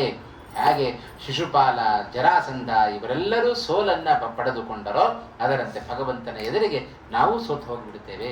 ಹಾಗಾಗಿ ಯಾರಲ್ಲಿ ನಾವು ಬಳಸಬೇಕು? ಯಾರಿಗೆ ಸಮರ್ಪಣೆ ಮಾಡಬೇಕು? ನಮ್ಮ ಬಳಿಯಲ್ಲಿರುವ ಸಂಪತ್ತನ್ನ ಭಗವಂತನಿಗೆ ಸಮರ್ಪಣೆ ಮಾಡಿಬಿಡು. ಕೆರೆಯ ನೀರನ್ನು ಕೆರೆಗೆ ಚೆಲ್ಲಿ ಸಂಪತ್ತನ್ನು ಕೊಟ್ಟವ ಯಾರು? ಭಗವಂತನೇ ಕೊಟ್ಟದ್ದು. ಹಾಗಾಗಿ ಭಗವಂತ ಕೊಟ್ಟ ಸಂಪತ್ತನ್ನ ಭಗವಂತನಿಗೆ ಸಮರ್ಪಣೆ ಮಾಡಬೇಕು. ಭಗವಂತನಿಗೆ ಸಮರ್ಪಣೆ ಮಾಡೋದು ಅಂತ ಹೇಳಿದರೆ ಹೀಗೆಲ್ಲ ನಾನಾ ರೀತಿಯಾದ ಜ್ಞಾನ ಕಾರ್ಯಗಳಿಗೆ ಉಪಯೋಗ ಮಾಡತಕ್ಕಂಥದ್ದು, ಅನೇಕ ವಿಧವಾದ ಧರ್ಮ ಕಾರ್ಯಗಳಿಗೆ ಉಪಯೋಗ ಮಾಡತಕ್ಕಂಥದ್ದು, ಬ್ರಾಹ್ಮಣರಿಗೆ ದಾನಾದಿಗಳನ್ನು ಕೊಡುವ ಮೂಲಕ ಅದನ್ನ ಸದ್ವಿನಿಯೋಗ ಮಾಡತಕ್ಕಂಥದ್ದು, ಇವೆಲ್ಲ ಭಗವಂತನಿಗೆ ಸಮರ್ಪಣೆ ಮಾಡಿದ ಹಾಗೆ. ಇವುಗಳ ಮೂಲಕ ಅಗ್ನಿಯ ಮೂಲಕ ಭಗವಂತನಿಗೆ ಸಮರ್ಪಣೆ, ಬ್ರಾಹ್ಮಣರ ಮೂಲಕ ಭಗವಂತನಿಗೆ ಸಮರ್ಪಣೆ, ದೇವತಾರಾಧನೆಗಳ ಮೂಲಕ ಭಗವಂತನಿಗೆ ಸಮರ್ಪಣೆ, ಅನ್ನದಾನದ ಮೂಲಕ ಭಗವಂತನಿಗೆ ಸಮರ್ಪಣೆ, ಇವೆಲ್ಲ ಮಾಡಿದರೆ ಆ ಭಗವಂತ ಕೂಡಲೇ ನಮ್ಮ ಸಂಪತ್ತನ್ನ ಸ್ವೀಕಾರ ಮಾಡುತ್ತಾನೆ. ಈ ಭೌತಿಕವಾದ ಸಂಪತ್ತನ್ನ ನಾವು ಪುಣ್ಯವೆಂಬ ಸಂಪತ್ತನ್ನಾಗಿ ಮಾರ್ಪಾಟು ಮಾಡಿಕೊಳ್ಳಿಕ್ಕೆ ಇವೆಲ್ಲ ಉತ್ತಮವಾದ ಮಾರ್ಗಗಳು. ಇಷ್ಟು ಕಷ್ಟಪಟ್ಟು ಸಂಪಾದನೆಯನ್ನು ಮಾಡಿರ್ತೇವೆ ಸಂಪತ್ತನ್ನ, ಕೊನೆ ಒಂದು ದಿವಸ ಭೌತಿಕವಾದ ಸಂಪತ್ತನ್ನು ಬಿಟ್ಟೇ ಹೋಗ್ಬೇಕು. ಯಾವ ಒಂದು ಬಿಡಿಗಾಸನ್ನು ಕೂಡ ನಾವು ಹೊತ್ಕೊಂಡು ಹೋಗ್ಲಿಕ್ಕೆ ಆಗೋದಿಲ್ಲ. ಇಷ್ಟು ಸತ್ಯ ಗೊತ್ತಿದ್ರೂ ಅದರ ಕಡೆಗೆ ಮನಸ್ಸು ಮಾಡೋದು ಎಷ್ಟು ವಿಚಿತ್ರ ನೋಡು, ಎಷ್ಟು ಮೋಹಕ್ಕೆ ನಾವು ಒಳಗಾಗಿದ್ದೇವೆ ಅಂತ. ಮತ್ತು ಆ ಜಡವಾದ ಸಂಪತ್ತಿನ ಮೇಲೆ ನಮಗೆ ಮೋಹ. ಅದಕ್ಕೆ ಕೃಷ್ಣ ಗರುಡ ಪುರಾಣದಲ್ಲಿ ಹೇಳುವಾಗ ಒಂದು ಮಾತನ್ನು ಹೇಳ್ತಾನೆ, ಈ ಸಂಪತ್ತು ನಿಮ್ಮ ಉಪಯೋಗಕ್ಕೆ ಬರೋದಿಲ್ಲಪ್ಪ, ಈ ಸಂಪತ್ತನ್ನ ನೀವು ಸತ್ತ ನಂತರ ಪರಲೋಕದಲ್ಲಿ ಬರುವ ಹಣವನ್ನಾಗಿ, ಸಂಪತ್ತನ್ನಾಗಿ ಇದನ್ನ ಮಾರ್ಪಾಟು ಮಾಡಿಕೊಳ್ಳ್ರಿ. ಹೊರದೇಶದಲ್ಲಿ ಸಂಪಾದನೆ ಮಾಡಿದ ಹಣ ಇಲ್ಲಿ ಚಲಾವಣೆಗೆ ಬರುತ್ತೋ? ಬರೋದಿಲ್ಲಲ್ಲ.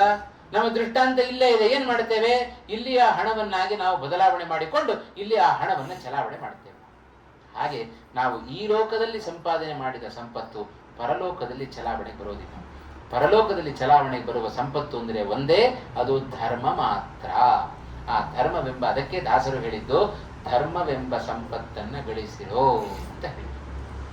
ಅದನ್ನ ಧರ್ಮವನ್ನಾಗಿ ನಾವು ಕನ್ವರ್ಟ್ ಮಾಡಿಕೊಂಡಾಗ ಮಾತ್ರ ನಂತರದಲ್ಲಿಯೂ ಕೂಡ ನಾವು ಸುಖವಾಗಿರುತ್ತೇವೆ. ಹಾಗಾಗಿ ಆ ಸೀತಾದೇವಿ ತನ್ನ ಯಾವ ರಾವಣ ಅಷ್ಟು ಸಂಪತ್ತನ್ನು ತಾನು ಕಣ್ಣೆದುರಿ ತಂದಿಟ್ಟರೂ ಕೂಡ ಕಿಂಚಿತ್ತೂ ಅದರ ಕಡೆಗೆ ಮನಸ್ಸನ್ನ ಹಾಕದೆ ಸೀತಾದೇವಿ ಆ ತೃಣವನ್ನು ನೋಡಿಕೊಂಡು ತಾನು ಮಾತನಾಡ್ತಾ ಇದ್ದಾಳೆ. ಯಾಕೆ? ಸತ್ಯಧರ್ಮ ತೀರ್ಥರು ವ್ಯಾಖ್ಯಾನ ಬರೆಯುವಾಗ ಇದಕ್ಕೆ ಬರೀತಾರೆ. ವ್ಯಾಖ್ಯಾನದಲ್ಲಿ ಹೇಳ್ತಾರೆ ಒಂದು ಮಾತು. ನಾರಾಯಣ ಪಂಡಿತಾಚಾರ್ಯರು ಅನೇಕ ಕಾರಣವನ್ನು ಕೊಡುತ್ತಾರೆ. ಸಂಗ್ರಹ ರಾಮಾಯಣದಲ್ಲಿ ಬರೆಯುವಾಗ ಯಾಕೆ ಹುಲ್ಲು ಕಡ್ಡಿಯನ್ನ ಮಧ್ಯದಲ್ಲಿಟ್ಟು ಸೀತಾದೇವಿ ತಾನು ಮಾತನಾಡ್ತಾ ಇದ್ದಾಳೆ? ಅನೇಕ ಕಾರಣಗಳುಂಟಪ್ಪ. ಏನಾದರೂ ಒಂದು ವೇಳೆ ರಾವಣನನ್ನೇ ನೋಡಿಕೊಂಡು ಸೀತಾದೇವಿ ಮಾತನಾಡಿ ಬಿಟ್ಟಿದ್ದರೆ ಆ ಕ್ಷಣದಲ್ಲಿ ಭಸ್ಮವಾಗಿ ಬಿಡ್ತಾ ಇದ್ದ ರಾವಣ.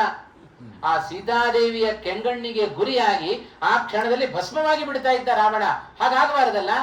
ರಾವಣನ ಸಂಹಾರದ ಕೀರ್ತಿ ಅದು ನನ್ನ ಸ್ವಾಮಿಯಾದ ಶ್ರೀರಾಮಚಂದ್ರನಿಗೆ ಸೇರಬೇಕು. ಇದು ಸೀತಾದೇವಿಯ ಮನೋಭಾವ.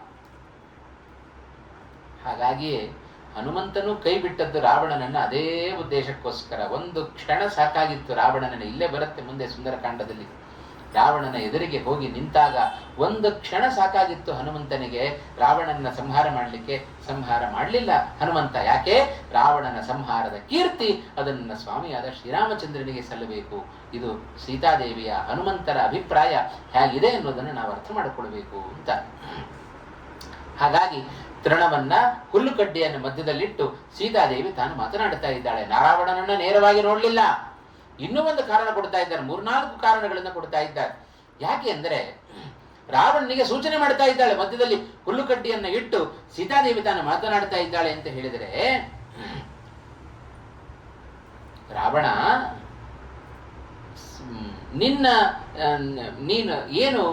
ನೀನಿದ್ದೀಯಲ್ಲ, ನನ್ನ ಶೀಲವೆಂಬ ತೇಜಸ್ಸಿನ ಎದುರಿಗೆ ನೀನು ಒಂದು ಹುಲ್ಲು ಕಡ್ಡಿಗೆ ಸಮಾನ ಅಂತ ತಿಳಿಸುವುದಕ್ಕೋ ಏನೋ ಸೀತಾದೇವಿ ತಾನು ಹುಲ್ಲು ಕಡ್ಡಿಯನ್ನು ಮಧ್ಯದಲ್ಲಿಟ್ಟು ತೃಣಂ ಅಂತರತಕೃತ್ವ ಪ್ರತ್ಯುವಾಚ ಶುಚಿಸ್ಮಿತ. ಇದು ಒಂದು ಕಾರಣ. ಮತ್ತೊಂದು ಕಾರಣ ಏನು? ರಾಮನನ್ನ ಚೆನ್ನಾಗಿ ನಿಂದನೆ ಮಾಡಿದ. ರಾಮ ಯಾವುದಕ್ಕೂ ಉಪಯೋಗ ಇಲ್ಲ. ಎಲ್ಲ ಚತುರಂಗ ಸೈನ್ಯವನ್ನ, ಅಯೋಧ್ಯ ಪಟ್ಟಣದ ಚತುರಂಗ ಸೈನ್ಯವನ್ನ ಕಳೆದುಕೊಂಡಿದ್ದಾನೆ. ರಾಜ್ಯ ಭ್ರಷ್ಟನಾಗಿದ್ದಾನೆ. ಅಂಥ ವ್ಯಕ್ತಿಯನ್ನ ಕಟ್ಕೊಂಡು ನೀನೇನು ಮಾಡ್ತಿ? ಏನು ಮಾಡ್ಲಿಕ್ಕಾಗೋದಿಲ್ಲ. ನನ್ನ ಲಂಕಾಪಟ್ಟಣವನ್ನು ಪ್ರವೇಶ ಮಾಡ್ಲಿಕ್ಕಾಗೋದಿಲ್ಲ ರಾಮನಿಗೆ ಅಂತ ಹೇಳಿ ರಾಮನ ಪರಾಕ್ರಮವನ್ನ ನಿಂದನೆ ಮಾಡಿದವ ರಾವಣ. ಅದಕ್ಕೆ ಸೀತಾದೇವಿ ಹುಲ್ಲು ಕಡ್ಡಿಯನ್ನು ನೋಡಿಕೊಂಡು ಉತ್ತರವನ್ನು ಕೊಡ್ತಾ ಇದ್ದಾಳೆ. ರಾವಣ, ರಾಮನ ಪರಾಕ್ರಮವನ್ನು ನಿಂದನೆ ಮಾಡಿದಿ. ರಾಮನ ಪರಾಕ್ರಮದ ಎದುರಿಗೆ ನೀನು ಹುಲ್ಲು ಕಡ್ಡಿಗೆ ಸಮಾನ ಅಂತ ತಿಳಿಸುವುದಕ್ಕೋ ಏನೋ ಸೀತಾದೇವಿ ತಾನು ತೃಣಂ ಅಂತರತ ಕೃತ್ವ ಪ್ರತ್ಯುವಾಚ ಶುಚಿಸ್ಮಿತ. ಇದು 3ನೆಯ ಕಾರಣ. ಇನ್ನೂ ಒಂದು ಕಾರಣ ಇದೆ. ಅಥವಾ ನೀನು ಏನೇನು ನನಗೆ ಪ್ರಲೋಭನೆಗಳನ್ನು ಒಡ್ಡಿದೆಯಲ್ಲಪ್ಪ, ಇಷ್ಟೆಲ್ಲ ಬಂಗಾರ ತಂದಿಟ್ಟಿ, ವಜ್ರ ವೈಡೂರ್ಯಗಳನ್ನು ತಂದಿಟ್ಟಿ, ಇಡೀ ಲಂಕಾಪಟ್ಟಣವನ್ನೇ ನಿನ್ನ ಅಂಕೆಗೆ ಹಾಕಿ ಬಿಡ್ತೇನೆ ಅಂತಂದು ನಿನ್ನ ಎಲ್ಲ ಸಂಪತ್ತು ಈ ಹುಲ್ಲು ಕಡ್ಡಿಗೆ ಸಮಾನ ಅನ್ನುವುದನ್ನು ತಿಳಿಸುವುದಕ್ಕೋ ಏನೋ ತೃಣಂ ಅಂತರತ ಕೃತ್ವ ಪ್ರತ್ಯುವಾಚ ಶುಚಿಸ್ಮಿತ. ಅತ್ಯಂತ ಮಂಗಳಕರಳಾಗಿರತಕ್ಕಂತಹ ಸೀತೆ ಆ ಹುಲ್ಲುಕಡ್ಡಿಯನ್ನು ಮಧ್ಯದಲ್ಲಿಟ್ಟು ಯಾಕೆ ಸೀತಾದೇವಿ ತಾನು ಮಾತನಾಡ್ತಾ ಇದ್ದಾಳೆ? ನೇರವಾಗಿ ಯಾಕೆ ರಾವಣನನ್ನು ನೋಡ್ತಾ ಇಲ್ಲ ಅಂತ ಹೇಳಿದ್ರೆ ಇಷ್ಟು ಸೂಚನೆ ಮಾಡ್ತಾ ಇರುವುದಕ್ಕೋ ಏನೋ ಎಂಬುದಾಗಿ ಆ ಸಂಗ್ರಹ ರಾಮಾಯಣದಲ್ಲಿ ನಾರಾಯಣ ಪಂಡಿತಾಚಾರ್ಯರು ವ್ಯಾಖ್ಯಾನವನ್ನು ಬರೆಯುವಾಗ ಸತ್ಯಧರ್ಮ ತೀರ್ಥರು ಇಷ್ಟೆಲ್ಲ ಅರ್ಥಗಳನ್ನು ನಮ್ಮ ಮುಂದೆ ಕೊಡ್ತಾರೆ. ಇನ್ನೂ ಅನೇಕ ಅರ್ಥಗಳನ್ನು ನಾವು ನೋಡಲಿಕ್ಕೆ ಸಾಧ್ಯತೆ ಉಂಟು. ಹಾಗಾಗಿ ಆ ಸೀತಾದೇವಿ ರಾವಣನನ್ನ ನೇರವಾಗಿ ತಾನು ನೋಡದೆ ಆ ತೃಣಂ ಅಂತರತಕ್ಕತ್ವ ಹುಲ್ಲುಕಡ್ಡಿಯಂತೆ ಏನು ಹೇಳಲಿಕ್ಕೂ ಕೂಡ ನೀನು ಕೇಳಲಿಕ್ಕೂ ಸಮಾನನಲ್ಲ, ಅದರ ಎಷ್ಟು ತುಚ್ಛವೋ ಅದರಷ್ಟೇ ತುಚ್ಛ ನೀನು ಅಂತ ಸೂಚನೆ ಮಾಡ್ತಾ ಇದ್ದಾಳೆ ಸೀತಾದೇವಿ ರಾವಣನನ್ನ. ಹೀಗೆ ಅನೇಕ ರಾಮನ ಬಗ್ಗೆ ಅನೇಕ ಮಾತುಗಳನ್ನು ಹೇಳಿದ ಆ ಎಲ್ಲ ಅನೇಕ ಮಾತುಗಳನ್ನು ಹೇಳಿದಾಗ ಶರಣಾಗತ ವತ್ಸಲನಿಗೆ ಒಂದು ಕಿವಿ ಮಾತು ಹೇಳ್ತಾ ಇದ್ದಾಳೆ ರಾವಣನಿಗೆ. ರಾವಣ, ನನ್ನ ಒಂದು ಮಾತು ಹೇಳ್ತೇನೆ ಕೇಳು. ಏನು ನನ್ನನ್ನ ಅಪಹರಣ ಮಾಡ್ಕೊಂಡು ಬಂದಿದ್ದೀಯಲ್ಲ, ಯಾವ ಕೈಯಿಂದ ನೀನು ಅಪಹರಣ ಮಾಡ್ಕೊಂಡು ಬಂದಿಯೋ ಅದೇ ಕೈಗಳಿಂದ ಹೋಗಿ ನನ್ನನ್ನ ರಾಮನಿಗೆ ಒಪ್ಪಿಸಿ ಬಿಡು. ಇಲ್ಲದೆ ಹೋದ್ರೆ ನಿನ್ನ ಕುಲವೇ ನಾಶವಾಗಿ ಬಿಡುತ್ತೆ. ಸೀತಾದೇವಿ ರಾವಣನಿಗೆ ಹೇಳ್ತಾ ಇದ್ದಾಳೆ. ಆದ್ರೆ ಶರಣಾಗಿ ಬಿಟ್ರೆ ನೀನೇನೋ ಬೇಜಾರು ಮಾಡ್ಕೊಳ್ಬೇಡ. ಅಯ್ಯೋ ಇನ್ನು ಮುಂದೆ ಹೋದಾಗ ರಾಮ ಇಲ್ಲಾದ್ರೂ ಕೊಂದು ಬಿಡ್ತಾನೇನೋ ಅಂತ ಚಿಂತನೆ ಮಾಡಬೇಡಪ್ಪ. ಶರಣಾಗತ ವತ್ಸಲ ನನ್ನ ಗಂಡನಾದ ಶ್ರೀರಾಮಚಂದ್ರ. ಹಾಗಾಗಿ ನೀನು ಶರಣಾಗತನಾದಿ ಅಂತಾದರೆ ಏನು ಮಾಡೋದಿಲ್ಲ. ಶರಣಾಗತ ವಾತ್ಸಲ್ಯ ಎಷ್ಟುಂಟು ಭಗವಂತನಿಗೆ. ಬಹಳ ಆ ಒಂದು ದೊಡ್ಡ ಗುಣ. ಯಾರು ಶರಣಾಗತರಾಗ್ತಾರೋ ಅವರನ್ನ ಭಗವಂತ ಏನು ಮಾಡೋದಿಲ್ಲಂತೆ. ಹಾಗಾಗಿ ಇವತ್ತಿಗೂ ನಾವು ಉಳ್ಕೊಂಡಿದ್ದೇವೆ. ಇಲ್ಲದಾದ್ರೆ ಎಷ್ಟು ಅನ್ಯಾಯ ಮಾಡುತ್ತೇವೆ ನಾವು, ಎಷ್ಟು ಅವ ಮಾಡಿದ ಉಪಕಾರಕ್ಕೆ ಅಪಕಾರವನ್ನು ಮಾಡುತ್ತೇವೆ.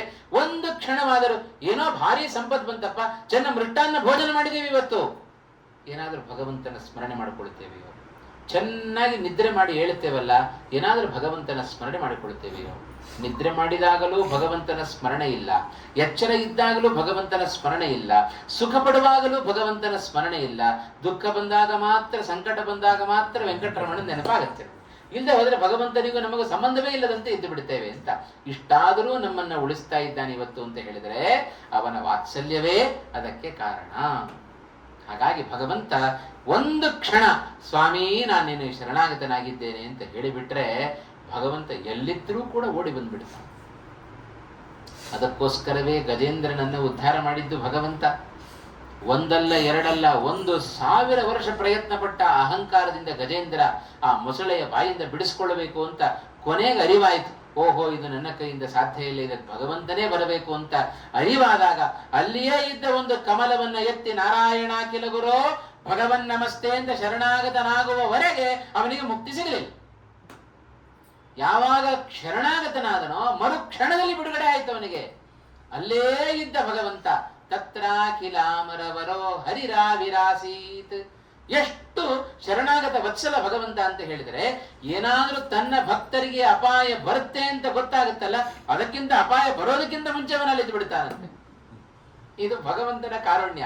ಹಾಗಾಗಿ ಅಂಬರೀಷನ ಬಳಿಯಲ್ಲಿ ಇದ್ದದ್ದು ಭಗವಂತ ತನ್ನ ಚಕ್ರವನ್ನ ಮೊದಲೇ ಅಲ್ಲಿ ಇಟ್ಟಿದ್ದ ಅಂಬರೀಷನಿಗೆ. ಯಾಕೆ ಅಂದ್ರೆ ಮುಂದೆ ಆಪತ್ತು ಬರುತ್ತೆ ಅಂಬರೀಷನಿಗೆ, ಆಪತ್ತು ಬರೋದಕ್ಕಿಂತ ಮುಂಚೆ ರಕ್ಷಣೆ ತಯಾರು ಮಾಡಿಕೊಂಡಿರ್ತಾನೆ ಭಗವಂತ. ಇದು ಭಗವಂತನ ಕಾರುಣ್ಯ, ಅವನ ವಾತ್ಸಲ್ಯ. ಹಾಗಾಗಿ ಭಗವಂತನಲ್ಲಿ ಯಾಕೆ ನಾವು ಶರಣಾಗತರಾಗಬೇಕು? ಆ ಗಜೇಂದ್ರ ಆ ಮೊಸಳೆ ಕಾಲನ್ನ ಹಿಡಿದು ಕೂಡಲೇ ಎದುರುಗಡೆ ನಿಂತುಕೊಂಡಿದ್ದಾನೆ ಭಗವಂತ. ಯಾವಾಗ ಗಜೇಂದ್ರ ನನ್ನನ್ನು ಕರೀತಾನೆ, ಯಾವಾಗ ನಾನು ರಕ್ಷಣೆ ಮಾಡಬೇಕು ಅಂತ ತಯಾರಾಗಿ ನಿಂತುಕೊಂಡಿದ್ದಾನೆ. ಆದರೆ ಅವನಿಗೆ ಅಹಂಕಾರ ಹೋಗಿ ಭಗವಂತನನ್ನ ಕರಿಬೇಕು ಅಂತ ಅನ್ನಿಸಲಿಕ್ಕೆ 1000 ವರ್ಷ ಬೇಕಾಯಿತು. ನಾವು ಭಗವಂತನನ್ನ ಹೆಸರಿಟ್ಟು ಕರೆಯದ ಹೊರತು ಭಗವಂತ ನಮ್ಮ ಬಳಿಗೆ ಬರೋದಿಲ್ಲ, ಇದಂತೂ ಖಚಿತ. ಸುಮ್ಮನೆ ಹಾಗೆ ಕೃಷ್ಣ ಬಾರೋ ನಮ್ಮ ಮನೆಗೆ ಅಂತ ಕರೆದು ಬಿಟ್ಟರೆ ಸಾಕೇನು ಬಂದು ಬಿಡುತ್ತಾನೆ? ಅಷ್ಟು ಸುಲಭವಾಗಿ ಭಗವಂತ ಬರುವ ವ್ಯಕ್ತಿ ಅಲ್ಲ. ಹೊರಗಡೆ ರಸ್ತೆಯಲ್ಲಿ ಮಗು ಆಡ್ತಾ ಇರತಕ್ಕಂಥ ಮಗುಗೇನೋ ನೋವಾಯ್ತು, ಅಮ್ಮ ಅಂತ ಕರೀತು, ಕೂಡಲೇ ತಾಯಿ ಹೋಗೋದಿಲ್ಲ. ಅದೇ ಮಗು ಆರ್ತವಾಗಿ ಅಮ್ಮ ಅಂತ ಕರೆದರೆ ಎಲ್ಲ ಕೆಲಸ ಬಿಟ್ಟು ಓಡಿ ಹೋಗ್ತಾನೆ. ಹಾಗೆ ನಮ್ಮ ಕೂಗು ಆ ಭಗವಂತನವರೆಗೆ ಕೇಳಿಸಬೇಕು, ಆ ಭಗವಂತನಿಗೆ ಬರಬೇಕು ಅಂತ ಅನ್ನಿಸಬೇಕು. ಆ ರೀತಿಯಲ್ಲಿ ನಮ್ಮ ಕೂಗಿರಬೇಕು. ಬೂಟಾಟಿಕೆಯ ಕೂಗಾಗಬಾರದು, ಆಡಂಬರದ ಕೂಗಾಗಬಾರದು. ಆಡಂಬರದ ಕೂಗಿಗೆ ಭಗವಂತ ಒಲಿಯುವವನಲ್ಲ. ಹಾಗಾಗಿ ಆ ಶರಣಾಗತ ವಾತ್ಸಲ್ಯ ಎಷ್ಟು ಉಂಟು ಭಗವಂತನಲ್ಲಿ. ರಾವಣನಿಗೆ ಹೇಳ್ತಾ ಇದ್ದಾಳೆ ಸೀತೆ, ಒಂದು ಕ್ಷಣ ರಾಮ ನಾನು ಕರ್ಕೊಂಡು ಹೋಗಿ ತಪ್ಪಾಯ್ತಪ್ಪ, ನಾನು ಕ್ಷಮಿಸಿಬಿಡು ಅಂತ ಅವನ ಕಾಲಿಗೆ ಬಿದ್ದು ಬಿಡು, ಏನು ಮಾಡೋದಿಲ್ಲ ನನ್ನ ಗಂಡ ಅಂತ ಹೇಳ್ತಾ ಇದ್ದಾಳೆ. ಅಷ್ಟು ರಾಮನ ಬಗ್ಗೆ ಖಾತ್ರಿ, ರಾಮನ ಗುಣದ ಬಗ್ಗೆ ಖಾತ್ರಿ. ಇಂಥದ್ದೇ ಒಂದು ದೃಷ್ಟಾಂತ ಮಹಾಭಾರತದಲ್ಲಿ ಬಹಳ ಚೆನ್ನಾಗಿದೆ ನಮಗೆ ಭಗವಂತನ ವಾತ್ಸಲ್ಯಕ್ಕೆ. ಕುರುಪಾಂಡವರ ಯುದ್ಧ ಆಗ್ತಾ ಇದೆ. ಯುದ್ಧ ಆಗುವಾಗ ಪಾಂಡವರ ಮೇಲೆ ನಾರಾಯಣಾಸ್ತ್ರ ಪ್ರಯೋಗ ಆಗಿಬಿಡ್ತು. ಎಲ್ಲ ಪಾಂಡವರು ಹೆದರ್ಕೊಂಡ್ಬಿಟ್ರು. ನಾರಾಯಣಾಸ್ತ್ರವನ್ನು ಯಾರೂ ತಪ್ಪಿಸಿಕೊಳ್ಳಿಕ್ಕೆ ಸಾಧ್ಯ ಇಲ್ಲ, ನಮ್ಮೆಲ್ಲರನ್ನು ಮುಗಿಸಿಬಿಡುತ್ತೆ ನಾರಾಯಣಾಸ್ತ್ರ, ಈ ಕ್ಷಣದಲ್ಲಿ ನಾವೆಲ್ಲ ಸತ್ಯವು ಅಂತ ಎಲ್ಲರೂ ತೀರ್ಮಾನ ಮಾಡ್ಕೊಂಡ್ಬಿಟ್ರು. ಏನ್ ಮಾಡೋದು? ಪ್ರಾಣ ಭಯ. ಕೂಡಲೇ ಅಲ್ಲೇ ಇದ್ದ ಪಕ್ಕದಲ್ಲಿ ಕೃಷ್ಣ ನಾರಾಯಣಾಸ್ತ್ರ ಬರ್ತಾ ಇದೆ, ಏನು ಮಾಡೋದು ಕೇಳಿಬಿಟ್ರು ಎಲ್ಲರೂ ಕೂಡ. ಕೃಷ್ಣ ಒಂದೇ ಮಾತು ಹೇಳಿದ, ಅದು ನಾರಾಯಣಾಸ್ತ್ರ ಹೌದೋ ಇಲ್ವೋ? ಹೌದು.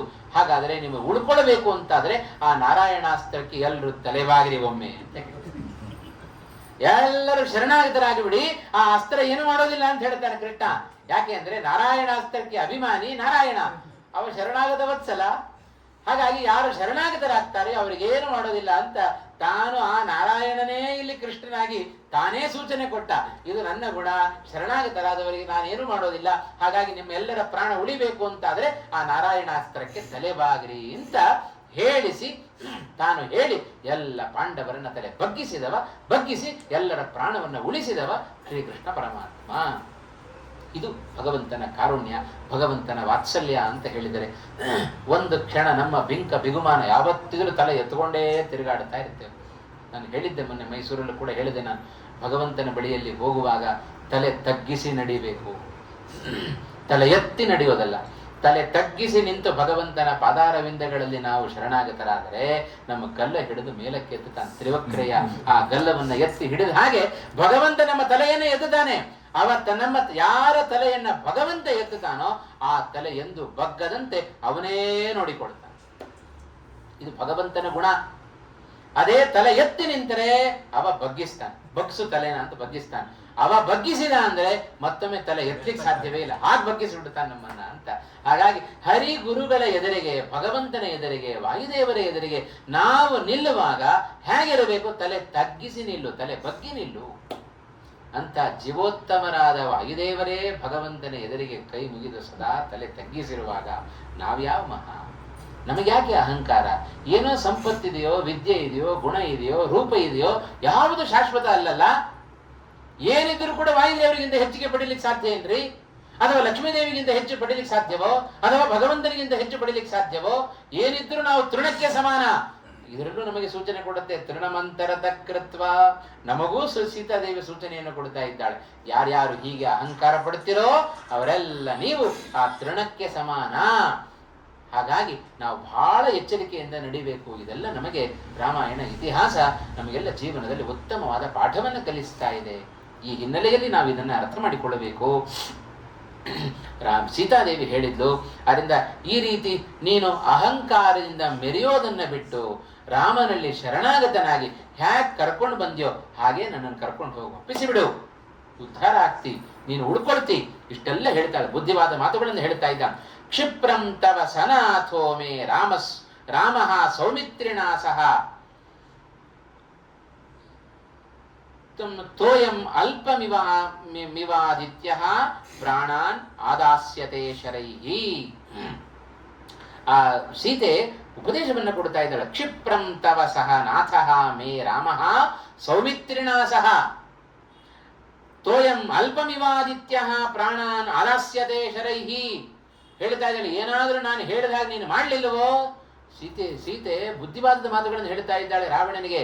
ನಾನು ಹೇಳಿದ ಹಾಗೆ ಕೇಳು, ನನ್ನನ್ನು ಕರ್ಕೊಂಡು ಹೋಗಿ ರಾಮನಿಗೆ ಒಪ್ಪಿಸಿ ಶರಣಾಗತನಾಗು. ಇಲ್ಲದೆ ಹೋದರೆ ರಾಮನಿಗೆ ಈ ಲಂಕಾಪಟ್ಟಣವನ್ನ ಭೇದಿಸಲಿಕ್ಕೆ ಆಗೋದಿಲ್ಲ ಅಂತ ಹೇಳಿದಿ, ಇದೇನು ಅಲ್ಲ ರಾಮನಿಗೆ ಅಂತ ಹೇಳಿಬಿಟ್ಟು. ರಾಮ ಸೌಮಿತ್ರಿಣಾ ಸಹ ಆಗತ್ಯ ಲಕ್ಷ್ಮಣನ ಜೊತೆಗೆ ಬಂದು ಇಡೀ ಲಂಕಾಪಟ್ಟಣವನ್ನೇ ಒಣಗಿಸಿ ಬಿಡ್ತಾನೆ ಅಂತ ಹೇಳಿದ್ಲು ಸೀತಾದೇವಿ. ಹೇಗೆ? ಪ್ರಾಣಾನ್ ಆದಾಸ್ಯತೆ ಶರೈಹಿ ತೋಯಂ ಅಲ್ಪಮಿವ ಆದಿತ್ಯ. ಭಾರಿ ಸಮುದ್ರವನ್ನು ಒಣಗಿಸ್ಲಿಕ್ಕೆ ಆಗೋದಿಲ್ಲ ಸೂರ್ಯನಿಗೆ. ಸಣ್ಣ ಪುಟ್ಟ ಹಳ್ಳ ಕೊಳ್ಳ ಈ ನದಿ ಎಲ್ಲ ಬತ್ತು ಹೋಗಿದ್ದಾವೆ ನೋಡಿ. ಇವ ಎಲ್ಲ ಈಗ ಜೀವ ತುಂಬ್ತಾ ಇದ್ದಾವೆ ಚೂರು ಚೂರು. ಇಡೀ ಕಾವೇರಿ ನದಿಯೇ ಬತ್ತು ಹೋಗಿತ್ತು, ಬೇರೆ ಬೇರೆ ಎಲ್ಲ ಡ್ಯಾಮ್ಗಳು ಬತ್ತು ಹೋಗಿದ್ವು. ಇಂಥ ನದಿಗಳನ್ನ, ಸಣ್ಣ ಪುಟ್ಟ ಕೆರೆಗಳನ್ನ, ಬಾವಿಗಳನ್ನ ಒಣಗಿಸುವ ಸಾಮರ್ಥ್ಯ ಅದು ಸೂರ್ಯನಿಗುಂಟು. ಸೂರ್ಯ ಹೇಗೆ ತೋಯಂ ಅಲ್ಪಂ ಸ್ವಲ್ಪ ನೀರನ್ನ ಬತ್ತಿಸಿ ಬಿಡ್ತಾನೋ, ಭಾರಿ ನೀರನ್ನ ಆದ್ರೆ ಬತ್ತಿಸಲಿಕ್ಕೆ ಸಾಧ್ಯ ಇಲ್ಲ. ದೃಷ್ಟಾಂತ ಕೊಟ್ಟದ್ ನೋಡ್ರಿ ವಾಲ್ಮೀಕಿಗಳು. ಆ ಸೂರ್ಯನಿಗೆ ಸ್ವಲ್ಪ ನೀರಿದ್ದ ಹಾಗೆ ನೀನು ರಾಮನಿಗೆ ಅಂತ ಹೇಳಿಬಿಟ್ಲು. ಹಾಗಾಗಿ ಆ ರಾಮಚಂದ್ರ ಏನ್ ಮಾಡ್ತಾನೆ? ಶರೈಹಿ ಪ್ರಾಣಾನ ಆದಾಸ್ಯತೆ. ನಿನ್ನ ಲಂಕಾಪಟ್ಟಣವನ್ನ ಒಣಗಿಸಿ ನಿನ್ನ ಪ್ರಾಣಗಳನ್ನೆಲ್ಲ ತನ್ನ ಬಾಣಗಳಿಂದ ಅಪಹರಣ ಮಾಡಿ ಬಿಡುತ್ತಾನೆ ಜೋಕೆ ತಂದು ಸೀತಾದೇವಿ. ಹಾಗಾಗಿ ಇಷ್ಟು ಎಚ್ಚರಿಕೆಯನ್ನ ರಾವಣನಿಗೆ ಕೊಡ್ತಾ ಇದ್ದಾಳೆ ಸೀತಾದೇವಿ. ಆದರೂ ಕೂಡ ವಿನಾಶಕಾಲೇ ವಿಪರೀತ ಬುದ್ಧಿ ಅಂತ ಹೇಳ್ತಾನೆ. ವಿನಾಶಕಾಲ ಸಮೀಪಿಸಿದಾಗ ಯಾರು ಬುದ್ಧಿವಾದದ ಮಾತುಗಳನ್ನು ಹೇಳಿದ್ರು ನಮ್ಮ ಕಿವಿ ಒಳಗೆ ಹೋಗೋದಿಲ್ಲ. ನಮ್ಮನ್ನ ಬಲಾತ್ಕಾರವಾಗಿ ಎಳ್ಕೊಂಡು ಹೋಗ್ಬಿಡುತ್ತೆ ನಮ್ಮನ್ನ ವಿಧಿ. ಹೇಳ್ತಾ ಇರ್ತ ಅನೇಕ ಬಾರಿ ಹೇಳೋದುಂಟು, ಹೋಗ್ಬೇಡ ಅಂತ ಹೇಳಿದೆ, ಹೋಗಿದ್ರೆ ಪಾಪ ಉಳ್ಕೊಳ್ತಿದ್ನೋ ಏನೋ ಅಪಘಾತ ಆಗಿಬಿಡ್ತು, ಹೋಗೇ ಬಿಡ್ತು. ಹೇಳ್ತಾ ಇದ್ದ ಹೋಗ್ಬೇಡ ಅಂತ ಹೇಳಿದ್ರು ಹೋಗ್ಬಿಟ್ಟ. ಕೇಳೋದಿಲ್ಲ. ಆ ಕಾಲ ಸಮೀಪಿಸಿತು ಅಂತಾದರೆ ಯಾರ ಬುದ್ಧಿವಾದದ ಮಾತುಗಳನ್ನು ಕೇಳೋದಿಲ್ಲ. ಮುಂದೆ ಮಹಾಭಾರತದಲ್ಲಿಯೂ ದುರ್ಯೋಧನನಿಗೆ ಇದೇ ಅವಸ್ಥೆ ಬಂತು. ಬೇಕಾದಷ್ಟು ಜನ ಉಪದೇಶ ಕೊಟ್ಟರು, ಧೃತರಾಷ್ಟ್ರನಿಗೆ ಉಪದೇಶ ಕೊಟ್ಟರು, ಯಾರ ಮಾತು ಕೂಡ ಧೃತರಾಷ್ಟ್ರನ ಕಿವಿಗೂ ಹೋಗಲಿಲ್ಲ, ದುರ್ಯೋಧನನ ಕಿವಿಗೂ ಹೋಗಲಿಲ್ಲ. ಹಾಗಾಗಿ ಅವರು ಹೇಗೆ ಮರಣವನ್ನು ಪಡೆದುಕೊಂಡರೋ ಹಾಗಾಗಿ ಯಾವತ್ತಿಗೂ ಕೂಡ ಸಜ್ಜನರ ಮಧ್ಯದಲ್ಲಿಯೇ ನಾವು ಬದುಕಬೇಕು ಅಂತ ಹೇಳ್ತಾರೆ. ದಾಸರು ಹೇಳೋ ಸಜ್ಜನರ ಒಡನಾಟ ಎನಗಿರಲಿ ಅಂತಂದ್ರು, ಸಜ್ಜನರ ಸಂಘ ಎನಗಿರಲಿ ಹರಿಯೇ ಅಂತಂದ್ರು ವಿಜಯದಾಸರು ಹೇಳುವಾಗ. ಯಾಕೆ ಸಜ್ಜನರ ಸಂಘದಲ್ಲಿ ನಾವು ಇದ್ದೆವು ಅಂತಾದರೆ ಇಂಥ ಆಪತ್ತುಗಳು ಬಂದಾಗ ನಮ್ಮನ್ನು ಅವರು ಎಚ್ಚರಿಸ್ತಾ ಇರ್ತಾರೆ. ಹೀಗೆ ಮಾಡು ಅಂತ ಎಚ್ಚರಿಸ್ತಾ ಇರ್ತಾರೆ. ಅದಕ್ಕೋಸ್ಕರ ಸಜ್ಜನರ ಮಧ್ಯದಲ್ಲಿ ಯಾವಾಗಲೂ ನಾವು ವಾಸ ಮಾಡಬೇಕಂತೆ.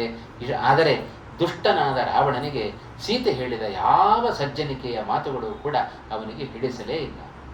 ಇಷ್ಟು ರಾಮನ ಗುಣವನ್ನು ತಿಳಿಸಿ ಹೇಳಿದರೂ ಕೂಡ ರಾವಣ ಮಾತ್ರ ಕೇಳಲಿಕ್ಕೆ ತಾನು ತಯಾರಿಲ್ಲ.